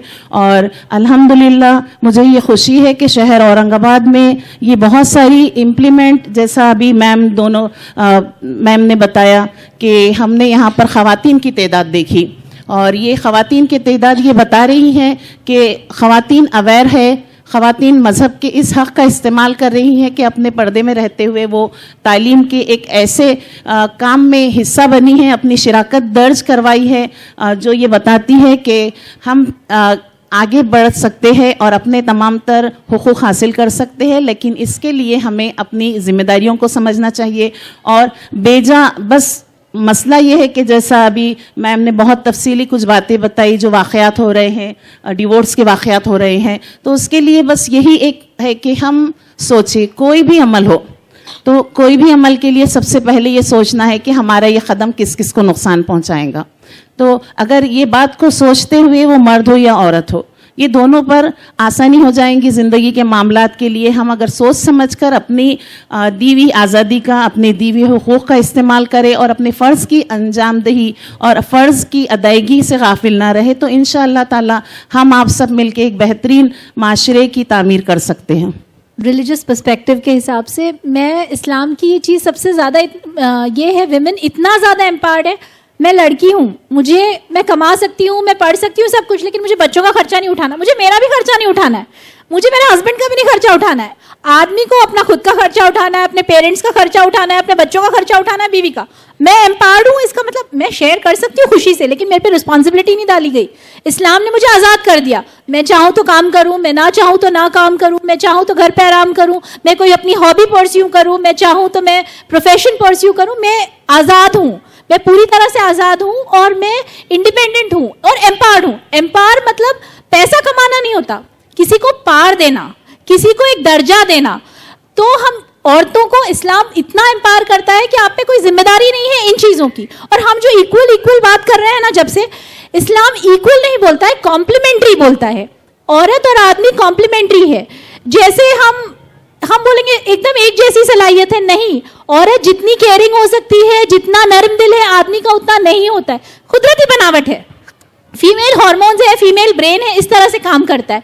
तो हम लोगों को जो हमारे जेंडर रोल भी है, सोसाइटी ने डिफाइन कर लिए, रिलीजन नहीं डिफाइन कर रहा, लेकिन ये सोसाइटी के रोल्स है। लेकिन हमको इस्लाम सिखाता है कि भाई जो शुरुआत में बात हुई कि हमको अगर सिखाना है कि भाई घर वालों ने सपोर्ट करना है औरत को, तो इस्लाम ये सिखाता है कि आप अपने बच्चों की परवरिश कैसे करें। तो आपको बन के बताना है नमूना। हस्बैंड और वाइफ ने बन के बताना है कि हाँ, हम एक दूसरे के साथ अच्छे अखलाक से रह रहे हैं, हम एक दूसरे का रिस्पेक्ट करते हैं, हम हमारे बच्चों की ऐसी परवरिश करें, हम लड़का लड़की में फ़र्क नहीं कर रहे हैं, हम लड़कों को भी वही काम सिखा रहे हैं जो लड़कियों को सिखा रहे हैं। ऐसा नहीं कि हम सिर्फ एक। तो अगर हम इस तरह से परवरिश करें, इस्लाम में बच्चों की परवरिश का बहुत ज़्यादा अहम रोल है। आप कैसे बच्चों की परवरिश करते हो, तो आपके ऊपर औरतों पे जो सबसे बड़ी जिम्मेदारी डाली गई है, सिर्फ औरतों पे नहीं, आदमियों पे भी है वो इक्वली, कि आप बच्चों की परवरिश कैसे करते हैं। तो दोनों ने मिलके, मैं जितने भी पेरेंटिंग लेक्चर्स में जाती हूँ ना, मुझे 90% औरतें मिलती है, 10% आदमी मिलते हैं। आज के भी लेक्चर में भले ही ये दूसरा विमेन रिलेटेड पैनल डिस्कशन था, तो ये औरतों की नहीं, औरतों आदमियों की दोनों की जिम्मेदारी है। हम अगर अच्छे बच्चे परवरिश करेंगे, और बच्चे क्या करते हैं, इमिटेशनल लर्निंग करते हैं, माँ बाप की नकल करते हैं। आप घर में जो माहौल दोगे बच्चा वो करना शुरू करेगा। आप घर में मोबाइल पकड़ा दोगे, बच्चा बाहर भी मोबाइल करेगा। तो आप खुद मोबाइल करोगे, बच्चा मोबाइल का, आपको अपना मोबाइल जब्त करना है, आपको अपना टाइम कर, आपको अपना बिहेवियर, आप अदब करोगे, आप रिस्पेक्ट करोगे, आप सपोर्ट करोगे, बच्चा भी ये करे। और अगर हमारा बच्चा ये करेगा कल को, तो आपका रिलीजन ये सिखाता है कि आपको इस तरह से रहना है। और इस्लाम में उसके अलावा एक बहुत बड़ी चीज ये है कि कल को हमको एक बेटर जनरेशन मिलेगा। और इसके अलावा ये जो फाइनेंशियल राइट्स बोले हैं, वो हिसाब से सब प्रिविलेजेस मिल रही हैं। कमाने के अलावा भी ये सब जो इनहेरिटेंस मिल रहा है, सब कुछ मिल रहा है, कोई जिम्मेदारी नहीं है। तो ये सब एम्पावरमेंट है। हम हर इस, और एजुकेशन की, लड़कों लड़कियों को बराबर एजुकेशन देना है। इस्लाम में कहीं डिफ्रेंसिएशन नहीं है, कहीं ये नहीं है कि आपको लड़कों को पढ़ाना है, लड़कियों को नहीं पढ़ाना है। जो हमारे एक सोसाइटी में ये होता है कि नहीं, हम लड़कों के ऊपर स्पेंड करेंगे, लड़की है उसको क्या जरूरत है स्कूल डालने की या अच्छा स्कूल डालने की। नहीं, हमको बराबर पढ़ाना है। लेकिन जो बात बार बार बोली गई है कि विद बाउंड्रीज, अगर हम हमारे रिलीजियस वैल्यूज बच्चों में इंस्टिल करेंगे, लड़कों में भी करेंगे, लड़कियों में भी करेंगे, तो ये मसला ही नहीं खत्म होगा। शुरू होगा कि भाई हमको एम्पावर करना है, एम्पावर करेंगे, रिस्पॉन्सिबिलिटी शेयर। हुजूर सल्लल्लाहु अलैहि वसल्लम वो अपने बीवी के साथ, मतलब ऐसा नहीं कि कभी कोई काम में मदद नहीं की, जब वो कर सकते हैं तो हम हमारे पास के आदमी क्यों नहीं कर सकते, उन्होंने भी करना चाहिए। इस तरह से हम लोग को एक वो बीवी को अपने हाथ से निवाला खिलाते थे, तो सदके का सवाब दिया गया है। तो ये सब चीजों को आपको, अगर आप अपनी डेली लाइफ में काम करके आइए, बीवी अपने हाथ से खाना खिलाओगे, नहीं कोई नहीं, जाओ खाना बना के लेके आओ, मेजॉरिटी सोसाइटी में ऐसा होता है। तो नहीं, आपको, आप अगर इस्लाम पे अमल, इस्लाम क्या है, that is a way of life. Quran दिया गया है हमको, एक यूजर मैनुअल है, हम बिना मैनुअल के लाइफ चला रहे हैं, इसलिए हम प्रॉब्लम में आ रहे हैं। तो हमारे पे को जो यूजर मैनुअल दिया है, हमको उसको समझना है, उसको इंप्लीमेंट करना है। अगर हम उसको रियल लाइफ में उसको इंप्लीमेंट करने लगे, तो ये सारे जो सोसाइटी के प्रॉब्लम्स है, ये सब खत्म हो जाएंगे। इसी मौके का फ़ायदा उठाते हुए मैं एक वजाहत और कर देती हूँ। आप में से अक्सर लोग ख़वाम के कॉन्सेप्ट से वाकिफ़ तो होंगे, जो लोग वाकिफ़ नहीं हैं उनके लिए मैं बता दूँ, इस्लाम में मर्द को क़वाम बनाया गया है। ये एक प्रोटेक्टर है, ये एक प्रोवाइडर है। यानी ज़्यादातर आपकी फाइनेंशियल रिस्पॉन्सिबिलिटीज़, आपके प्रोटेक्शन की रिस्पॉन्सिबिलिटीज़, ये सारी चीज़ें मर्दों पर डाली गई है। ये एक तरह की फ्रीडम प्रोवाइड कर देती है वुमेन को कि वो एक्सेसिव बर्डन में ना आए, वो अननेसेसरी उन चीज़ों में ना उलझे जिसकी वजह से आपको डबल बर्डन में दबना पड़ रहा हो या ऐसी किसी चीज़ में आना हो रहा है। जैसे कि मैम ने यहाँ पर बताया है कि ये तो एक्चुअली आपकी फाइनेंशियल फ्रीडम है कि आपके ऊपर कोई रिस्पॉन्सिबिलिटी फाइनेंशियली नहीं डाली गई है, लेकिन स्टिल अगर आप खदीजा बनना चाहते हैं तो बिल्कुल बन सकते हैं। अगर आप आयशा बनना चाहते हैं तो आप बिल्कुल बन सकते हैं। आप अगर जैनब बनना चाहते हैं तो बिल्कुल बन सकते हैं, लेकिन ये आपके प्राइमरी किरदार को अफेक्ट नहीं करे। यहाँ पर हमने दोनों पर्सपेक्टिव देखे हैं, इंडियन सोसाइटी और कल्चर का पर्सपेक्टिव भी हमने मैडम से सुना था, और हमने रिलीजियस पर्सपेक्टिव भी सुना है। अब ये दोनों पर्सपेक्टिव को सामने रखते हुए हम एक दूसरे पॉइंट की तरफ बढ़ते हैं कि ये एम्पावरमेंट का जो शोर है, ये कभी कभी फैमिली वर्सेस इंडिविजुअलिटी की एक कन्फ्लिक्ट क्रिएट कर देता है। अक्सर हम अपने एम्पावरमेंट के चक्कर में, अपनी जॉब के चक्कर में, अपना मकाम पैदा करने के चक्कर में कहीं ना कहीं फैमिली को कॉम्प्रोमाइज़ कर देते हैं, या फिर कुछ औरतें ऐसी हैं जो फैमिली के प्रेशर में अपने ख्वाबों को छोड़ देती है। तो आप किस तरीके से इन दोनों चीज़ों के दरमियान में एक बैलेंस कायम करेंगे, और अगर बैलेंस नहीं कायम करना है तो फिर फैमिली वर्सेस इंडिविजुअल ज़्यादा इंपॉर्टेंट क्या है? No doubt Islam is a very excellent religion, but no religion supports discrimination. कोई रिलीजन डिस्क्रिमिनेशन को सपोर्ट नहीं करता है कि ये मेल है ये फीमेल है। No religion doesn't. हमको double burden, we are doing it for our family, it should not be a burden. We should enjoy each and every moment which are doing, which we are doing for the family. Discrimination नहीं चाहिए। बहुत बार हमारे college के principal जो मखदूम साहब है, Makhdoom Farooqui sir, मैं उनसे बहुत बार डिस्कस करती हूँ कि सर हम जब हम खाली विमेन के बारे में बात करते हैं कि उनको घर संभालना है, उनको जॉब करना है, उनको डबल रिस्पॉन्सिबिलिटी, मगर व्हाट अबाउट द मेन?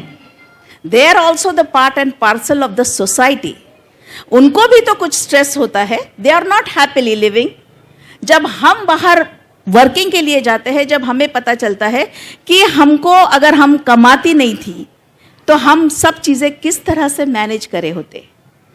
वो मेन को वो फैमिली को मेंटेन करना पड़ता है, उसके पूरे फैमिली को, उसको मदर है, ब्रदर है, उनका एजुकेशन है, उनके मैरिजेस है, वाइफ के भी उसको पूरा सेटिस्फेक्शन उसको देना है, उसको जो भी चाहिए पर जो परचेसिंग है वगैरह ऐसा सब। तो he is also under a stress. वो एकदम रिलैक्स है, we are not discriminating men and women. Both are responsible, both have the rights, both have the duties. And then only jointly we can have a very good community and a family. हम conflict में नहीं जाना है हमें, क्योंकि अगर men नहीं है तो only women cannot do anything. Even only if men are there, women cannot do. If women are there, men cannot do. So they are hand in hand working jointly. तो हमारे समाज में हम माँ के रोल इसलिए इम्पॉर्टेंट है कि जब बच्चा छोटा होता है तो वो माँ ही होती है, बेटा तूने झाड़ू नहीं लगाना, ये तो बच्ची का काम है। यहाँ से हम लोग शुरू करते हैं। हमने डिस्क्रिमिनेशन, कोई भी रिलीजन नहीं बताता है कि men are always very satisfied and women are unsatisfied, they are working doubly. No, both should have the jointly they should work with each other. हम ये नहीं बोलेंगे कि women, yes, they are working, they are having burden, but on the same part, even men are stressed. उन पे भी responsibility है एक फैमिली को लेकर चलने के लिए। जब हम बाहर काम करने के लिए निकलते हैं, जब हम पैसा कमाते हैं और जब हम पैसा खर्चा करते हैं, तो तब हमें पता चलता है कि वो मेन जो अकेला अर्निंग है वो फैमिली में, how he is maintaining the family. तो ये this the responsibility of giving culture, giving values, giving ethics to the children, it is the responsibility of the mother. जब तक माँ ये नहीं समझेगी तब तक हमें अच्छा समाज नहीं मिलेगा। हमको इकोनॉमिक इंडिपेंडेंस चाहिए, मगर हमको इसके साथ, जैसा हम वुमेन की डिग्निटी की बात करते हैं वैसा हम मेन की भी डिग्निटी की बात करते हैं। They both should jointly work together and then only we will have a very good community in which we will live. Please, your views on this. यानी हमारे घरों में जो कुछ कॉन्फ्लिक्ट होता है रिलेशनशिप में, कोई भी रिलेशनशिप हो, सास ससुर का हो, बहू का, जो हमारे फैमिली मेंबर्स हैं, उनमें जो कॉन्फ्लिक्ट हो रहा है तो उनको हम किस तरीके से सुधार कर सकते हैं ताकि हम एक डिग्निटी फैमिली की तरफ जा सके। तो इसमें मुझे लगता है, मेरा पर्सनल व्यू मैं रखना चाहती हूँ कि हमको डायलॉग, ओपन डायलॉग रखने होंगे। एक थिंकर है जो बोलते हैं कि हर एक जो कुछ सवाल है उसका वाद होता है, फिर उसको हम काउंटर करते हैं, प्रतिवाद करते हैं, फिर उससे जो कुछ आता है उससे सुसंवाद होता है, और फिर सुसंवाद से कुछ नया सृजनशील नया कुछ निर्माण हो सकता है। तो शायद हम हमारे फैमिलीज में सिर्फ एक रिश्ते में कहीं फंसे हुए हैं। एम्पावरमेंट की बात करते हुए भी अगर हम बात करते हैं तो थोड़ा संभल कर बात करना ज़रूरी है, क्योंकि अभी मैम ने जो बताया वो बिल्कुल सही है कि जो डाइवोर्स के केसेस आ रहे हैं उसमें जो कुछ सामने आया है वो बिल्कुल सही है। तो ये क्यों हो रहा है? शायद हमारे बीच में एक सही डायलॉग नहीं हो रहा है क्या? ये हम खुद को ये सवाल पूछना ज़रूरी है। जैसे कि मैं डेमोक्रेटिक फैमिलीज़ की बात कर रही हूँ, तो डेमोक्रेटिक फैमिली कुछ और नहीं है, यही है कि हम एक दूसरे के साथ खुलकर बात करें। अगर मैं घर के बाहर काम कर रही हूँ तो घर की जिम्मेदारी संभालते हुए मैं किस तरीके से कर सकती हूँ, और ये करते वक्त मुझे मेरे फैमिली का सपोर्ट मिलने के लिए मुझे उनके साथ किस तरीके से बिहेव करना है, ये भी ज़्यादा ज़रूरी है। बहुत से बार ये देखा जाता है कि इकोनॉमिक एम्पावर होने के बाद हमारा व्यवहार शायद घर में उस तरीके से कर पा रहे हैं क्या, ये भी सोचने वाली बात है। इकोनॉमिक एम्पावर होना ये ज़रूरी है, लेकिन रिश्ते संभालने भी ज़रूरी है। अगर हम इकोनॉमिक एम्पावर होते जाएंगे और घर में रिश्ते टूटते जाएंगे तो ये सही नहीं होगा। तो ये बहुत जहाँ से बात शुरू हो रही थी कि हमने एक ऐसे दौर पे आ गए हैं कि हम एम्पावर तो है, लेकिन विथ डिग्निटी एम्पावर का जो रास्ता है वो रास्ते में जाते वक्त हमको सही मायने में कुछ चीज़ों का बहुत ध्यान रखना होगा। बहुत लिबर्टी, एक ही बात रखकर मैं खत्म करती हूँ। लिबर्टी की हम बात करते हैं, लिबर्टी जिसको स्वातंत्र्य बोलते हैं, तो हम स्वातंत्र्य तो चाहते हैं लेकिन उसका भी एक लिमिटेशन होता है। शायद ये स्वातंत्र्य को हम स्वैराचार की तरफ लेकर जा रहे हैं क्या, और उससे हमारा डायलॉग कुछ बिगड़ रहा है क्या, इसके बारे में भी हम सोचते हुए अगर घर जाते हैं और उसके बारे में सच में कुछ नया रास्ता अपनी तरीके से ढूंढने का प्रयास करते, तो शायद मुझे लगता है कि ये मेंटल हेल्थ, इकोनॉमिक एम्पावरमेंट, सच में हम एक अच्छा रास्ता हासिल कर सकते हैं। मैम ने कहा है कि हाँ एम्पावरमेंट ज़रूरी है, लेकिन आपके रिश्ते भी उतने ही ज़रूरी है। इस पर मज़ीद बात हम सुनते हैं मुबश्शिर इमाम से। ये जो एम्पावरमेंट का शोर है, ये कहीं ना कहीं हमारी फैमिलीज़ को, समाज को, सबके मेंटल हेल्थ को ख़राब कर रहा है या रिश्तों को तोड़ रहा है क्या? ऐसा नहीं है, बिल्कुल ऐसा ही है कि एम्पावरमेंट का जो शोर है, एम्पावर करने के लिए खुसूसन लेडीज़ को एम्पावरमेंट, तो जो जनरेशन आप जैसे जनरेशन जेन जी की जब बात करेंगे तो उनके नज़दीक शादी के बगैर रहने का रुझान ज़्यादा पाया जाता है कि वो शादी करना ही नहीं चाहते, क्योंकि वो एम्पावर्ड हैं, अपने खर्चे उठा सकते हैं, खुद सेल्फ मतलब रह सकते हैं। या फिर कोई खातून छोटे छोटे झगड़ों में अलहदा होकर सिंगल पेरेंट पर चले जाते हैं। तो वो जो रिश्ते टूटने का है या फिर रिश्ते बनाना ही नहीं, शादी से बेजारी, लिव इन रिलेशनशिप के तौर पे रहना और शादी से दूर भागना, ये तस्वुर जो है एम्पावरमेंट के नाम पर आ रहा है। तो ख़ास तौर पर ये होना चाहिए कि हमको पैदा करने वाले ने पैदा क्यों किया और पैदा करने वाले ने हमारा सेटिस्फेक्शन किस चीज़ में रखा, रियल सेटिस्फेक्शन किस चीज़ में पोशीदा है।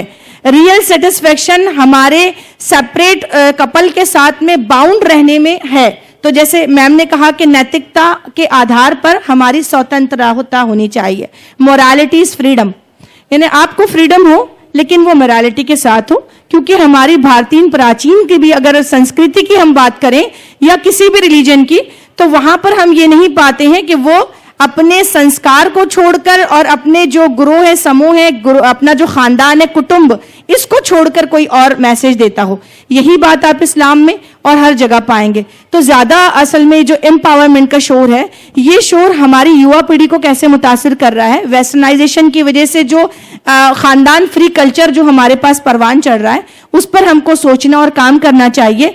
और जितने जो मतलब इस तरह की तस्वुरात आ रहे हैं कि खानदान टूट रहे हैं, इसका भी बहुत शोर है। तो ये शोर ही जनरेशन को शादी से दूर कर रहा है और शादी के बजाय वो फिर अलग तरीके से अपने ज़रूरतों को पूरी कर रहे हैं। उस पर गौर करके हमको काम करने की ज़रूरत है कि ख़ानदान ही दरअसल इंसान, अल्लाह ने पैदा करने का मकसद जो रखा, नस्ल इंसानी को ज़मीन पर आगे बढ़ाना और अच्छी नस्ल को ज़मीन पर छोड़ना, जो इंसानियत वाली हो, जो ह्यूमैनिटी वाली हो, और एक साथ के रिश्ते जब बन जाए तो कमिटमेंट को निभाना, इन सब चीज़ों पे फोकस करना है। एम्पावरमेंट का मतलब मर्द और औरत को दो मुकाबिल जंगों के महाज पर खड़ा करना नहीं है कि मैं जो है अपने आप को देखूं, औरत एज ए औरत एम्पावर हूं और मर्द को जैसे करूं। आपने कहा कि साइकोलॉजिकली उनका भी ख्याल रखना हमें ज़रूरी है। जैसे अल्लाह के नबी सल्लल्लाहु अलैहि वसल्लम की मिसाल दूं यहाँ पर कि एक बीवी ने उनसे कहा कि आपके मुंह से मगाफिर की बू आ रही है, तो उन्होंने उस असना तक शहद रोक दिया खाना, इसलिए कि सामने वाले की नफ्सियात पर उसका गलत असर ना पड़े, जो सामने है उसको बू ना आए। तो इतना ख्याल रखना, दरअसल जो भी रिलेशन आप बना रहे हैं, जो भी रिलेटेड आपका है, जो खानदानी फर्द है, उसकी नफ्सियात का ख्याल रखना। मुझे मगरिबी दुनिया से लौरा बहुत अच्छी वो देती है। लौरा अपने साइकोलॉजी में कहती है कि एंजाइटी के सिग्नल होते हैं कि कांच के बर्तन में इस्तेमाल करती हूँ तो प्लेट टूट जाना, कांच का गिलास फूट जाना, तो मैं फौरन अपने बच्चे से कहती हूँ या अपने शोहर से कि अपनी सारे अपॉइंटमेंट्स कैंसिल कर देती हूँ, मैं वर्किंग वूमेन हूँ, और अपने शोहर से पूछती हूँ कि आपके वर्क प्लेस पे आपके साथ कोई ज्यादती हो रही है तो आप मुझसे शेयर करें। क्योंकि प्लेट टूटना ये सिग्नल है कि वो उसका प्रॉपर इंटीग्रेशन नहीं है और वो जो है डिस्टर्ब है। तो मेरी जिम्मेदारी है कि मैं अपने हस्बैंड का भी इतना ख्याल रखूं, बच्चों का भी, कि वो आखिर किस वजह से परेशान है, किस वजह से उनका प्रॉपर इंटीग्रेशन उनके न्यूरॉन्स एंड बॉडी में नहीं है। तो ये भी एक रिस्पॉन्सिबिलिटी है। और मेन मसला इंसानी हमदर्दी, इंसानी मोहब्बत, रहाई, एम्पैथी लेवल, जो इस्लाम का भी मतलूब है और ख़ानदान के बचाव का भी है। हम लेवल बढ़ाएंगे तभी ये ख़ानदान को बचा पाएंगे। तो इंडिविजुअल वर्सेस सोसाइटी या इंडिविजुअल वर्सेस फैमिली जो हो जाता है विमेन एम्पावरमेंट में, अक्सर लोगों का मानना ये, मैं जब मेरे पेशेंट्स होते हैं जो बोलते हैं हमको बहू चाहिए लेकिन वो वर्किंग नहीं चाहिए, वो ना बहुत ऐसी टाइप की लड़कियां जो है ना वो फैमिली को इंपॉर्टेंस नहीं देती है। ये मैंने बहुत आम मेरे जो भी एजेड पेशेंट्स हैं उनमें सुना है कि नहीं वो फैमिली को इंपॉर्टेंस नहीं देते। ऐसा नहीं है, आपकी परवरिश कैसी है, आपकी सोच कैसी है, ये सब मैटर करता है। आप रिलीजन कितना फॉलो करते हो, आप अपनी रिस्पॉन्सिबिलिटीज कितना जानते हो, ये चीज़ डिपेंड करती है। दूसरी एक जो चीज़ है, आदमी भी स्ट्रेस में आते हैं, औरतें भी स्ट्रेस में आते हैं, और जब स्ट्रेस में आते हैं ना तब सबसे ज़्यादा झगड़े होते हैं। अब स्ट्रेस में आते हैं मतलब क्या होता है, गुस्सा, चिड़चिड़ापन, लहजा बदल जाना, सामने वाले को अच्छे से नहीं बात करना, गिरा के बात करना, ये होगा तो फिर एक दूसरे को बराबर नहीं ट्रीट करेंगे, नहीं ट्रीट करेंगे तो झगड़े होंगे, झगड़े होंगे तो फैमिली टूटेंगी। तो ये क्या होता, अगर हम समझे कि भाई हमारी मेंटल हेल्थ सबकी अच्छी है, सिर्फ वो वर्किंग वुमेन है उसकी मेंटल हेल्थ अच्छी होना ऐसा नहीं, शौहर की भी मेंटल हेल्थ अच्छी होना, सास की भी मेंटल हेल्थ अच्छी होना, ननद जो भी रह रहे हैं घर में सबकी मेंटल हेल्थ अच्छी रहना। मेंटल हेल्थ यानी खुद खुश रहना, आसपास के लोगों को खुश रखना। अगर आप खुद खुश रह पाओगे, आसपास के लोगों को खुश रख पाओगे तो आपकी फैमिली अच्छी रहेगी। और अगर मेंटल, हमको लगता है तो चिड़चिड़ कर रहा है, ये चिड़चिड़ क्यों कर रहा है, या ये चिड़चिड़ कर रही है, या टेढ़ा बोल रही है, या सीधे बात नहीं कर पा रही, ऐसा नहीं है कोई जानबूझ के कर रहा है, वो ओवरबर्डन है, ये एक वजह है। लेकिन दूसरा, आपके दिमाग में कुछ केमिकल्स होते हैं, खुशी के, सुकून के केमिकल्स होते हैं, सेरोटोनिन, नॉरएपिनेफ्रिन हम जिन्हें बोलते हैं, इनके लेवल्स डिस्टर्ब हो जाते हैं। किसी की भी लाइफ में कुछ भी स्ट्रेस आया, और ये हर दूसरे इंसान को लाइफ में कभी ना कभी होता है दुनिया भर। हमको लगता है भाई मेंटल हेल्थ, मेरे बहुत सारे पेशेंट हैं, वो मैडम हम आपके दवाखाने में हमको जबरदस्ती ला लिए, मैं थोड़ी पागल हूँ। मैंने बोली पागल नहीं, तुमको दिमाग है ना, तुम सोचते हो ना, तुम काम करते हो, तुम सब कुछ करते हो, तुम मतलब तुम्हारा मेंटल हेल्थ, तुम दिमाग इस्तेमाल करते हो तो तुमको दिमाग की बीमारी हो सकती है, और हर दूसरे इंसान को होगी। तो अगर हम पहचाने, एक सीरीज ऑफ लेक्चर्स थे मैंने जो लिए थे, मुझे इनवाइट किया गया था उसके लिए, वो टॉपिक था कि शौहर और बीवी की शादीशुदा जिंदगी में खुशगवार कैसे बनाएं। ऑडियंस औरतें, सिर्फ औरतें थी। मैंने बोला आदमियों के लेक्चर्स क्यों नहीं ले रहे आप लोग, तो प्रॉब्लम ये है। और जब मैंने औरतों से इंडिविजुअली बात की तो सबसे ज्यादा कॉमन मसला ये आया कि शौहर गुस्सा कर रहा है या तो बीवी गुस्सा कर रही है, और ये गुस्सा आप समझते हो कि नहीं वो सिर्फ इंसान कर रहा है, ये एक दिमागी बीमारी होती है। जब आपको डिप्रेशन हो जाता है, एंग्जाइटी हो जाती है, तो कुछ ना कुछ अलामात आते हैं। तो ये गुस्सा, चिड़चिड़ापन, या फिर अच्छे से नहीं बात कर पाना, या लहजा बदल देना, या फिर चिढ़के बात करना, ये सब भी ज़हनी बीमारियां हैं। तो अगर आप इसका नहीं, आप खुद से कंट्रोल कर रहे हो, नहीं ठीक हो रहा है, तो आपको इसको इलाज लेने की जरूरत है, जिसमें इलाज में साइकोथेरेपी या मेडिसिन दी जाती है। और ये अगर मेरे कई फैमिलीज है जिनका हस्बैंड झगड़ा कर रहा है, हस्बैंड का इलाज शुरू करवा दिया, हस्बैंड का बीवी का झगड़ा अच्छा हो, रिलेशनशिप, बीवी बहुत झगड़ा कर रही है, बीवी का इलाज शुरू करवाया, बीवी की सही इलाज हुआ, तो हम सिर्फ एक दूसरे को ब्लेम करते हैं, यही ऐसी रह रही है या इसका एम्पावरमेंट ऐसा है। नहीं, कई बार प्रॉब्लम कुछ और होता है, प्रॉब्लम एक केमिकल लेवल पे, न्यूरोकेमिकल लेवल पे होता है, उसको आपको ट्रीट करने की जरूरत है। हमको सोसाइटी में ये सब भी जानने की जरूरत है। अगर कोई शादीशुदा जिंदगी इश्यूज जो है वो रिजॉल्व हो गए हैं फिर भी नहीं वर्क कर रही है, तो आपको जाना चाहिए कि भाई आपको कुछ मेंटल हेल्थ प्रॉब्लम हो सकती है, which is very very common, every second person goes through it. Thank you. पूरी फैमिली की मेंटल हेल्थ स्ट्रांग होना, हेल्दी होना हमारे लिए बहुत ज़्यादा ज़रूरी है। ठीक है, अब ये हमने जनरल डिस्कशंस किए हैं, जिसमें हमने स्टार्टिंग कुछ ऐसे किए कि मेंटल हेल्थ है, और अगर हम इकोनॉमिकली एम्पावर्ड होते हैं, कुछ अपनी एक सेल्फ वैल्यू रखते हैं, तो ये मेंटल हेल्थ हमारी अच्छी रहेगी। हम एक इसका काउंटर पर्सपेक्टिव भी डिस्कस करते हैं, ये लास्ट हमारा पॉइंट रहेगा डिस्कशन का। एज एन एम्पावर्ड वुमेन, मैं एक क्वेश्चन को थोड़ा सा पर्सनलाइज करके आपसे पूछ रही हूँ।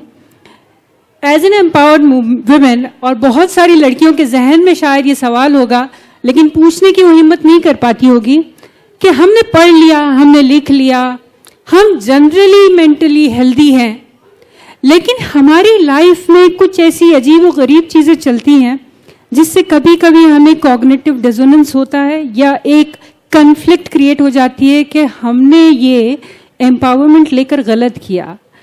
अगर हम वही कॉमन औरत होते, हमारी 18 साल में शादी हो गई होती, एक ब्यूटीफुल फैमिली होती, लेकिन अब हम एम्पावरमेंट हो गए, हम एजुकेटेड हैं, हमारा अच्छा जॉब है, अब हमको सही मैच नहीं मिल रहा है। कई सारी ऐसी लड़कियां हैं जो बहुत अच्छा पढ़ चुकी हैं, बहुत अच्छी जॉब्स कर रही हैं, लेकिन जैसे कि मैम ने कहा है कि अक्सर लोगों का एक पर्सपेक्टिव होता है कि ये पढ़ी लिखी है, ये फैमिली को सही से संभाल नहीं पाएगी। या फिर दो तरह के लोग होते हैं, एक जो जेर करके रखना चाहते हैं, या एक वो होते हैं जो चाहते हैं कि हम ही उन्हें संभालें, लाइक अ मामाज बॉय।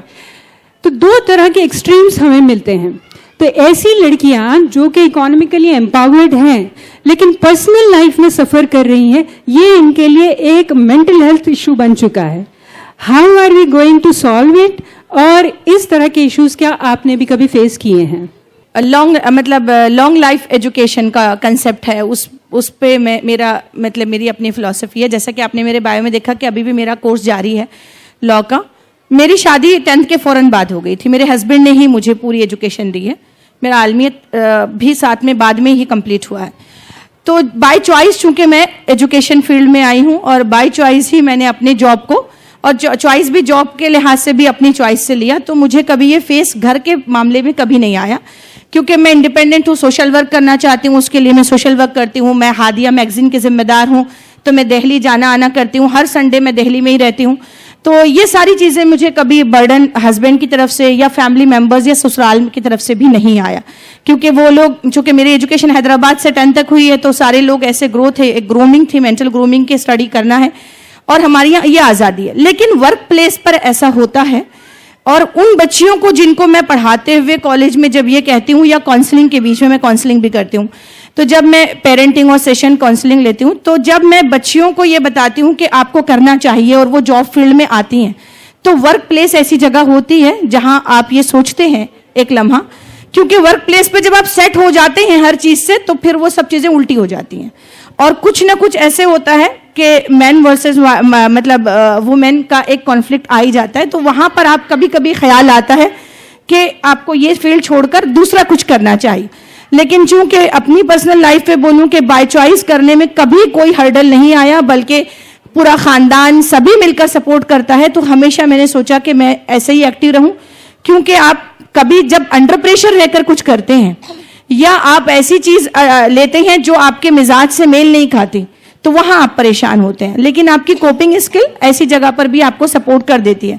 तो ख़ानदान में एक ऐसा मिजाज है कि जहाँ हम किसी बात को लेकर जॉब प्लेस की फ्रस्ट्रेटेड होते हैं, तो चूंकि और भी लोग घर में सब एजुकेटेड हैं, तो समझा देते हैं कि इस तरह होता रहता है, इट्स ओके।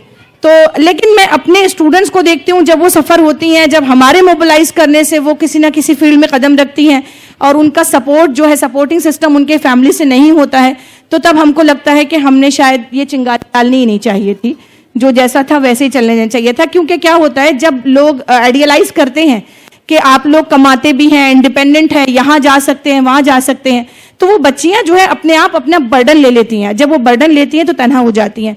वहाँ मुझे एक थॉट बोलकर मैं अपनी बात खत्म करूंगी। मुझे वहीदुद्दीन खान साहब जो मतलब एक राइटर हैं और थिंकर हैं, उनकी बात याद आती है कि मेंटली औरत उस वक्त सफ़र होती है जब पूरा समाज मिलकर जॉब कर रहा है और वो औरत घर में है, तो उसकी साइकी डिस्टर्ब होती है। जब पूरा समाज हाउसवाइफ का है, पूरा खानदान के समाज के सभी लोग, और वो अकेली जॉब कर रही है, तब उसको समझने वाला कोई नहीं होता, तब वो उसकी साइकी सफ़र करती है। तो असल में एक औरत अपोजिट जब जाती है तब वो सफ़र करती है। उसको अपने समाज के साथ ही कदम से कदम मिलाना चाहिए। ज़बाने खल्क को नक़ारे खुदा समझो। हम तमाम लड़कियों को इतना ही खुशकिस्मत बनाएं कि उनकी ससुरालें इस तरह की मदद करें, इस तरह का इंकरेजमेंट करें कि 10th स्टैंडर्ड के बाद शादी हो गई और उसके बाद MA भी किया है, कई सारे सर्टिफिकेट कोर्सेज भी किए हैं, और अभी भी एजुकेशन कंटिन्यू है माशाल्लाह। सबसे पहले तो मुझे लगता है शौक़ या मकसद या जॉब, मैं इसको थोड़ा एनालाइज करूँगी थोड़ी देर बाद। तो जब हम इसको चूज़ करते हैं लाइफ में, तो शायद उस वक्त हम जो घर के मसाइल से गुज़रते हैं, जो हैरेसमेंट से गुज़रते हैं, जो फाइनेंशियल क्राइसिस हो या फैमिली क्राइसिस हो, तो ये शौक़, ये मकसद हमारा उस कॉन्फ्लिक्ट से निकलने में मदद करता है। और ये कॉन्फ्लिक्ट सिर्फ वर्किंग वूमन को नहीं होता, मेरी नज़र में ये घरेलू ज़िंदगी गुजारने वाली, घर से वाबस्ता ख़वातीन की ज़िंदगी में भी है। तो मैं इसके लिए कि ये मशवरा भी दूंगी कि या तो अपना एक शौक़ पूरा करें, या शौक़ को मकसद बनाएं, जैसा हमने शौक़ को मकसद बनाया। और जब हम शौक़ को मकसद बनाते हैं तो वो हमारे जहन पर बोझ नहीं रहता है और वो आसान हो जाता है। और अभी बहुत सारी इस बारे में इसके पहले भी गुफ्तगू हुई, जो घरेलू मसाइल आते हैं। तो जब एक मेरा अपना तजुर्बा कि एक मैंने अपनी ज़िंदगी में एक तरीक़ा अपनाया कि बी अ गुड लिसनर, तो मैं सबसे पहली बहुत अच्छी लिसनर बनती हूँ हर बच्चे की। घर के मुझे 4 बच्चे हैं, तो अल्हम्दुलिल्लाह हर बच्चे की मैं बात सुनती हूँ, उसके जहन में चलने वाली। तो इससे क्या होता है कि हम मसाइल पैदा कम होते हैं अगर हम बच्चे के साथ जो बदलाव तब्दीली आ रही है। तो हमारी तमाम तर मसरूफ़ ज़िंदगी में मैं तमाम से भी यही कहूँगी कि अपनी तमाम तर ज़िंदगी में जो रिश्ते हमसे वाबस्ता है और जो हम पे डिपेंडेंट हैं उनको वक्त दे, उनको तवज्जो दे, तो तब अल्हम्दुलिल्लाह कोई भी कॉन्फ्लिक्ट पैदा नहीं होगा। और इसका असर सिर्फ फैमिली पे नहीं पड़ता है। जब ये खातून, जब वर्किंग वूमन जॉब करती है तो ये जॉब की जगह पर भी इसका असर पड़ता है। अगर वो घर से किसी तकलीफ से आती है तो या किसी मसले में मुब्तला होती है तो वो पूरी क्लास को उसका असर भुगतना पड़ता है, उसका पूरा फ्रस्ट्रेशन क्लास पे निकलता है। अमूमन नहीं होता ये, लेकिन होता है ये चीज़ कि वो कहीं ना कहीं तो उसका फ्रस्ट्रेशन निकलता है। तो अपने शौक़ को या तो मकसद बनाए या अपने मकसद को शौक़ बनाए और खुशदिली से करे। अगर 2 काम एक साथ करना है, क्योंकि अमूमन बहुत सारे काम ख़वातीन करती है, अल्हम्दुलिल्लाह वो अपने आप को एनालाइज करे कि मैं क्या क्या करती हूँ दिन में, तो बहुत सारी। वो किचन में अगर खाना भी बना रही है तो वो एक एक्सपेरिमेंट है, तो वो नए नए खाने बनाती है। उसको बाज़ाब्ता किसी ने ट्रेनिंग नहीं दिया होता है, लेकिन वो कुछ ना कुछ इन्वेंशन उसमें करती रहती है। तो औरत के अंदर वो सलाहियत है, वो अपने आप को कुछ ना कुछ तरीके से बूस्टअप कर सकती है। तो अपने आप को थोड़ा लाइवलीनेस के लिए कुछ शौक़ रखे और अपने मकसद के अंदर भी लाइवलीनेस लाए। और दूसरी चीज़ मैं ये कहूँगी कि जो भी वर्किंग वूमन है, उनकी फैमिली के मसाइल अगर ना हो, उसके लिए उनका इतना अच्छा तालमेल होना चाहिए, उनके सारे कामों में उनकी फैमिली इन्वॉल्व होना चाहिए कि आप जो कर रहे हैं वो ट्रांसपेरेंट होना चाहिए। हो सकता है उनकी जहानत से, उनकी एज से भी हमें कुछ मशवरे मिल सकते हैं, उनके कुछ आइडियाज़ मिलते हैं। और जैसा अभी ये भी बात आपने जिक्र की अमारा ने कि कहीं ऐसा जहन होता है कि काश हमारी बहुत जल्द शादी हो जाती और हम एक सिंपल अच्छी लाइफ गुजारते। तो मैं ये समझती हूँ कि वर्किंग वुमन का फ़ायदा घर के बच्चों को इस तरह है कि वो वक्त से पहले उनको बहुत सारे तजुर्बात मिल जाते हैं और बहुत ज़्यादा वो बच्चे प्रैक्टिकल हो जाते हैं और बहुत ज़्यादा जिम्मेदारी उठाने के भी काबिल बन जाते हैं। शायद मैं इस मामले में सही हूँ मैम? एक मेरा तजुर्बा कि मैम, क्या कभी आपको ऐसी कन्फ्लिक्ट हुई कि हाँ हम इस पावर पोजीशन पे तो पहुंच गए, लेकिन ज़िंदगी की छोटी छोटी खुशियां हमसे मिस हो गई, कि हम वापस वहां जाके उन खुशियों को ले लें, या हम ये सफ़र ना तय करते तो शायद और कुछ अच्छा होता? इस तरह की कन्फ्लिक्ट कभी आपको आई है? ऐसा तो बहुत बार लगता है, मगर जब हम वहाँ पर जहाँ पहुँचे हैं वहाँ पर हम अगर देखें तो we are very much satisfied. हमारा वर्क प्लेस का जो हमारा अनुभव है, जो हमारे कलीग्स के साथ है, हमारे प्रिंसिपल के साथ है, वो इतना अच्छा है कि हमें कभी लगता ही नहीं है कि हम गलत जगह पे आए हैं। और ये मैं बहुत खुशी से, और आई एम वेरी प्राउड कि मैं ऐसे संस्था में काम करती हूँ जिसका फाउंडर ही डॉक्टर रफ़ीक ज़करिया साहब और पद्मश्री मैडम फातिमा रफ़ीक ज़करिया है।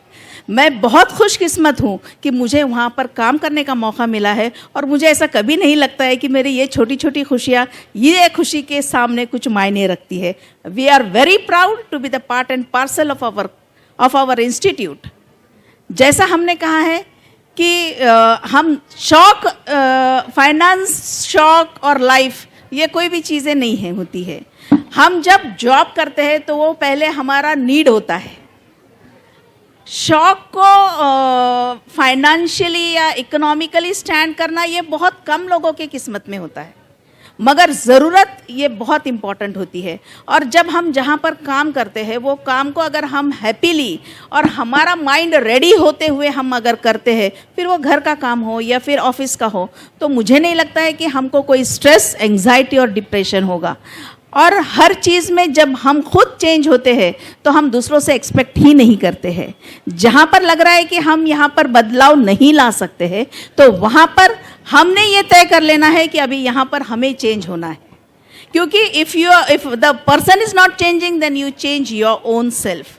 ये अगर सबने फॉलो किया, और इकोनॉमिक इंडिपेंडेंस क्या है, ये हमारा नीड है, ये फाइनेंशियल स्टेबिलिटी है, जिसके लिए हम मटेरियलिस्टिक चीज़ों के लिए हम हमारा रिलेशनशिप हमारे इन लॉज के साथ, हमारे फैमिलीज़ के साथ बिगाड़ लाना ये बिल्कुल भी ज़रूरी नहीं है, क्योंकि वो खाली मटेरियल चीज़ें हमको प्रोवाइड कर सकते हैं इकोनॉमिक इंडिपेंडेंस। मगर जैसा अमेरा ने कहा कि बाद में बच्चियां बहुत पढ़ी लिखी है, उससे हमको शादी नहीं करना है, वो ऐसा, बिकॉज उसमें एक मैच्योरिटी दिखती है। वो जो मैच्योरिटी लोग देखकर हैरान होते हैं कि नहीं, ये शी इज़ समथिंग। तो मैं एजुकेटेड यूथ को ये बोलना चाहूँगी कि please do evaporate your ego, tolerance power बढ़ाइए, क्योंकि देखो हम इकोनॉमिकली बहुत साउंड है, हम इंडिपेंडेंट है, फाइनेंशियली हम बहुत स्टेबल है, मगर this is the part of the one part of the coin. दूसरा साइड जो कॉइन का है वो भी अगर खाली रहता है तो तभी भी आपकी लाइफ कंप्लीट नहीं होती है। तो ये आपका वो है, बैलेंस कैसा करते हैं आप लाइफ को। आप फाइनेंशियली भी साउंड रहिए, आप रिलेशंस भी मेंटेन कीजिए।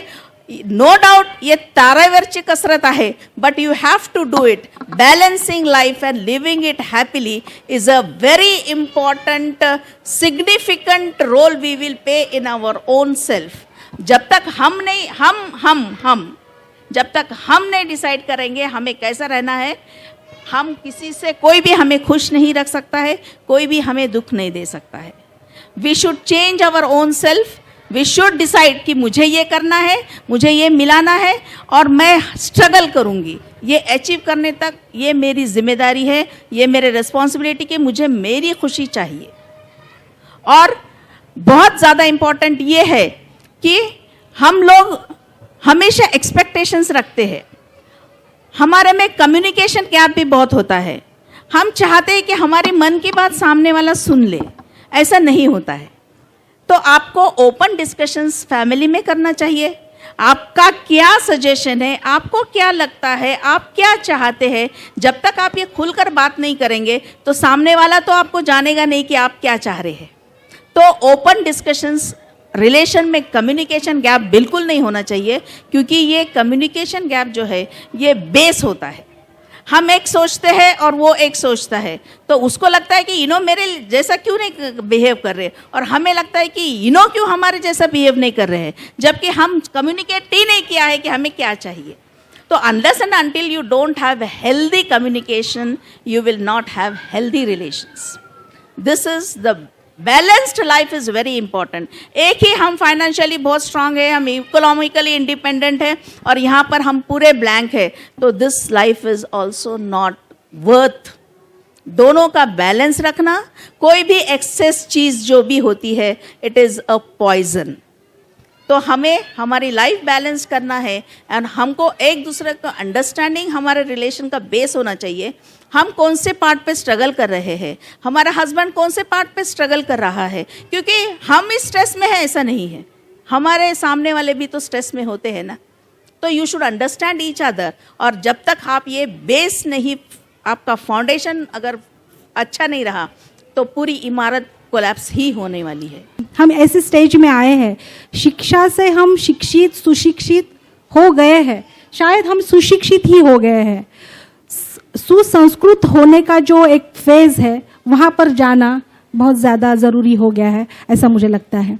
क्योंकि आज हम देखते हैं शादी के बारे में, अगर हम सोचते हैं यूथ में जाकर हम शादी जैसा कोई उनके साथ में डिस्कशंस करते हैं, तो वो बिल्कुल ये चाहते हैं कि नहीं हमें शादी नहीं करनी है, हम शादी नहीं करना चाहते, इसमें फंसना ही नहीं चाहते, ये बहुत झंझट वाली चीज़ है, हम अकेले रहना पसंद करेंगे, सिंगल जैसे मन चाहा हम रह सकते हैं। इस तरीके की सोच आज के यूथ में क्यों आ रही है, इसका भी एक सॉल्यूशन हमको निकालना बहुत ज़रूरी हो गया है, क्योंकि फैमिली इंस्टीट्यूशन बहुत ज़्यादा ज़रूरी है।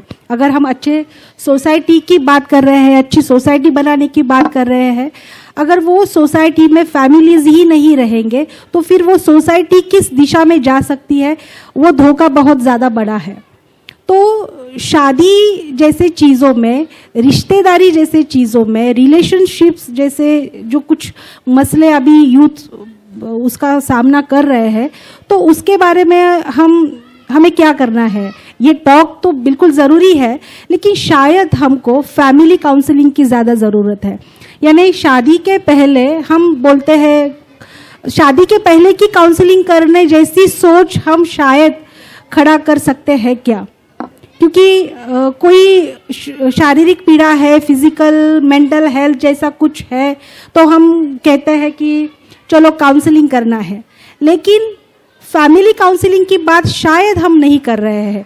तो फैमिली काउंसलिंग क्यों करनी है? तो रिलेशनशिप किस तरीके से जाना है आगे, जैसे मैं बार बार ये बात पर जोर देने का प्रयास कर रही हूँ कि हमको डेमोक्रेटिक फैमिलीज बनानी है। जैसे मैम की फैमिली है, हमारे यहाँ जो भी कुछ सभी उपस्थित है, हम सभी की फैमिली डेमोक्रेटिक है, इसलिए हम इस तरीके की चर्चाएं कर पा रहे हैं। तो हमारी नहीं, हम सबकी उस तरीके की फैमिलीज को आगे ले जाने के लिए शायद हमको फैमिली वर्कशॉप्स, फैमिली काउंसलिंग, जो कुछ फैमिलीज में हायरार्की है, पैट्रियार्की है, उसके बारे में अगर हम बात करेंगे तो शायद झंझट में फंसने जैसी बात हमारी यूथ नहीं करेगी। ये उनको लगेगा कि नहीं ये अच्छा है। ये अच्छा नहीं लगता है क्योंकि वो हमारे आजू बाजू में, हमारे घरों में वही देख रहे हैं, झगड़े ही देख रहे हैं, प्यार मोहब्बत नहीं देख रहे हैं।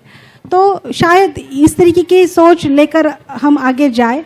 और दूसरी बात, जैसे आपने कहा कि ये यहाँ तक आते आते हमारे इससे कुछ ऐसी मोमेंट छूटी है क्या, हमको ऐसा कुछ महसूस होता है क्या? तो अगर मैं मेरी खुद की बात करूँ तो वीमेन एंड जेंडर स्टडीज़ में काम करना, दैट इज़ अ एक्टिविज़म। मैं इसको एक्टिविज़म मानती हूँ। जैसे सोशल एक्टिविज़म होता है, तो ये वीमेन एंड जेंडर स्टडीज़ जैसा डिसिप्लिन में काम करना, ये एज अ एकेडमिक एक्टिविज़म मुझे लगता है कि हम शिक्षा के माध्यम से जैसे बोलते हैं कि बदलाव आ सकता है, तो शिक्षा के माध्यम से निश्चित ही बदलाव आएगा। लेकिन अगर वो शिक्षा सेंसिटाइज तरीके से हो, जेंडर पर्सपेक्टिव से सेंसिटाइज हो, बच्चों को हम ईएमए में पढ़ाते हैं, हमारा जो कोर्स प्रोग्राम है अभी एनएपी के लैंग्वेज में प्रोग्राम कहा गया है, तो ये वीमेन स्टडीज़ का प्रोग्राम सिर्फ यूनिवर्सिटी लेवल में ही है। शायद किसी कॉलेजेस में यूजी में पढ़ाया जाता है, वो भी सर्टिफिकेट लेवल का होता है। तो जेंडर कंस्ट्रक्शन की बात अगर हम एमए की लेवल के स्टूडेंट के साथ करेंगे तो उनका जो दिमागी सॉफ्टवेयर है वो डिस्क्रिमिनेशन से भरा हुआ है। उनको फेमिनाइन मैस्कुलाइन आइडेंटिटी में ही ढाला गया है as a construction of gender.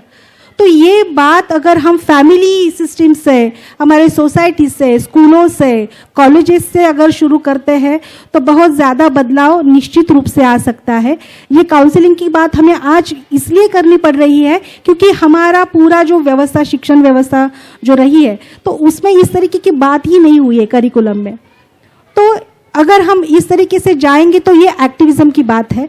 तो मैं मेरे जॉब को बिल्कुल, ये नीड तो है, इकोनॉमिक नीड है, लेकिन ये एक पैशन भी है। तो ये जब मैं काम करती हूँ तो मुझे बिल्कुल ऐसा एक सुकून महसूस होता है कि मैं भले ही ज़्यादा कुछ बदलाव लाने का प्रयास नहीं कर सकती, लेकिन छोटी छोटी जो चीज़ें हैं उसमें हम कुछ सोचने का भी शुरुआत अगर करते हैं कि अरे ये ऐसा क्यों है, ये ऐसे क्यों करना है। हमारे करिकुलम, फॉर एग्जांपल अगर मैं दूँ तो हमारे करिकुलम में आज भी यही है, लड़कों के लिए अलग भाषा बताई जाती है, राम पाटावर बस, सीता झाड़ू काट, है ना, जो जेंडर रोल्स है आज भी हम यही पढ़ रहे हैं। तो शायद हमको इस तरीके की बदलाव लाने के लिए बहुत सारा काम करना है। सच में पर्सनल लाइफ और वर्क लाइफ में बैलेंस करना, ये तो मेंटल हेल्थ वाली बात है, तो ये हमारे प्रैक्टिस से आ ही जाता है। तो कुछ चीज़ें छूट भी जाती है, लेकिन वो छूटने का बिल्कुल भी क्या बोल सकते हैं, वो दुख, अफसोस नहीं होता है, क्योंकि जो कुछ कर सकते हैं उसके बारे में ज़्यादा सोचते हुए जाना ये ज़्यादा ज़रूरी लगता है। बहुत खूब आपने बताया है। मैम ने एक बार फिर से हमें जेंडर सेंसिटाइजेशन और काउंसलिंग की अहमियत बताई है। हम कुछ अल्फाज सना मैम से सुनते हैं, उसके बाद में क्वेश्चन आंसर सेशन ओपन किया जाएगा। अगर इन जनरल मेंटल हेल्थ और एम्पावरमेंट से रिलेटेड आपको कोई क्वेश्चन पूछना है तो आप पूछ सकते हैं। ये जो क्वेश्चन है आपका कि पर्सनल एक्सपीरियंस क्या रहा और कुछ मोमेंट्स मिस कर गए क्या, मुझे नहीं लगता क्योंकि मेरा पूरा बचपन सारा टाइम मैं सिर्फ पढ़ाई करती थी। तो मैं अब जाके मैंने कुछ प्रोफेशनली कुछ किया, तो मुझे अक्सर मेरी फ्रेंड्स बोलते थे ये क्या पढ़ती रहती है। मेरे भाई बहन बोलते थे, उनको मैं बहुत बोरिंग लगती थी क्योंकि उनके साथ मैं जाके शरारत नहीं करती थी, मैं बहुत ज़्यादा बाहर नहीं जाती थी। मैंने बचपन से एक ही चीज़ की, मेरा मेजर टाइम पढ़ने में गया और मुझे मेरे मार्क्स अच्छे आए, उसमें खुशी कम आए, वहीं गम, मेरी लाइफ ऐसी गुजरी। तो अब जब शादी की बारी आई, जब मैं MBBS में थी, तो ऐसा हुआ कि कुछ प्रपोजल थे, उन लोगों ने मुझे मिले, सब कुछ ठीक था, लेकिन एक कंडीशन रखी कि भाई आप आगे पढ़ेंगे नहीं, पोस्ट ग्रेजुएशन नहीं करेंगे और आप काम भी नहीं करेंगे। मैंने बोला नहीं, अल्लाह हाफिज, मुझे नहीं करना। और उसके बाद मैंने मेरा बायोडाटा एडिट करवाया मेरे पेरेंट्स को बोल के। मेरे पेरेंट्स को लगा ये थोड़ा हाइपर हो रहा है, लेकिन उन लोग अग्री करे। और फिर इसमें था कि भाई currently doing MBBS and wants to pursue post graduation and wants to practise. तो मेरे हस्बैंड मुझे बाद में बोलने लगे ये तुमने ऐसा क्यों डाल दिया था। तो मैंने बोला नहीं, मेरे को क्लियर था कि मुझे प्रैक्टिस ही करना है, मुझे पोस्ट ग्रेजुएशन करना ही है और मैंने बचपन से यही चीज़ की है। तो मुझे, और अभी भी मुझे सबसे ज़्यादा खुशी पेशेंट्स देखने में ही मिलती है।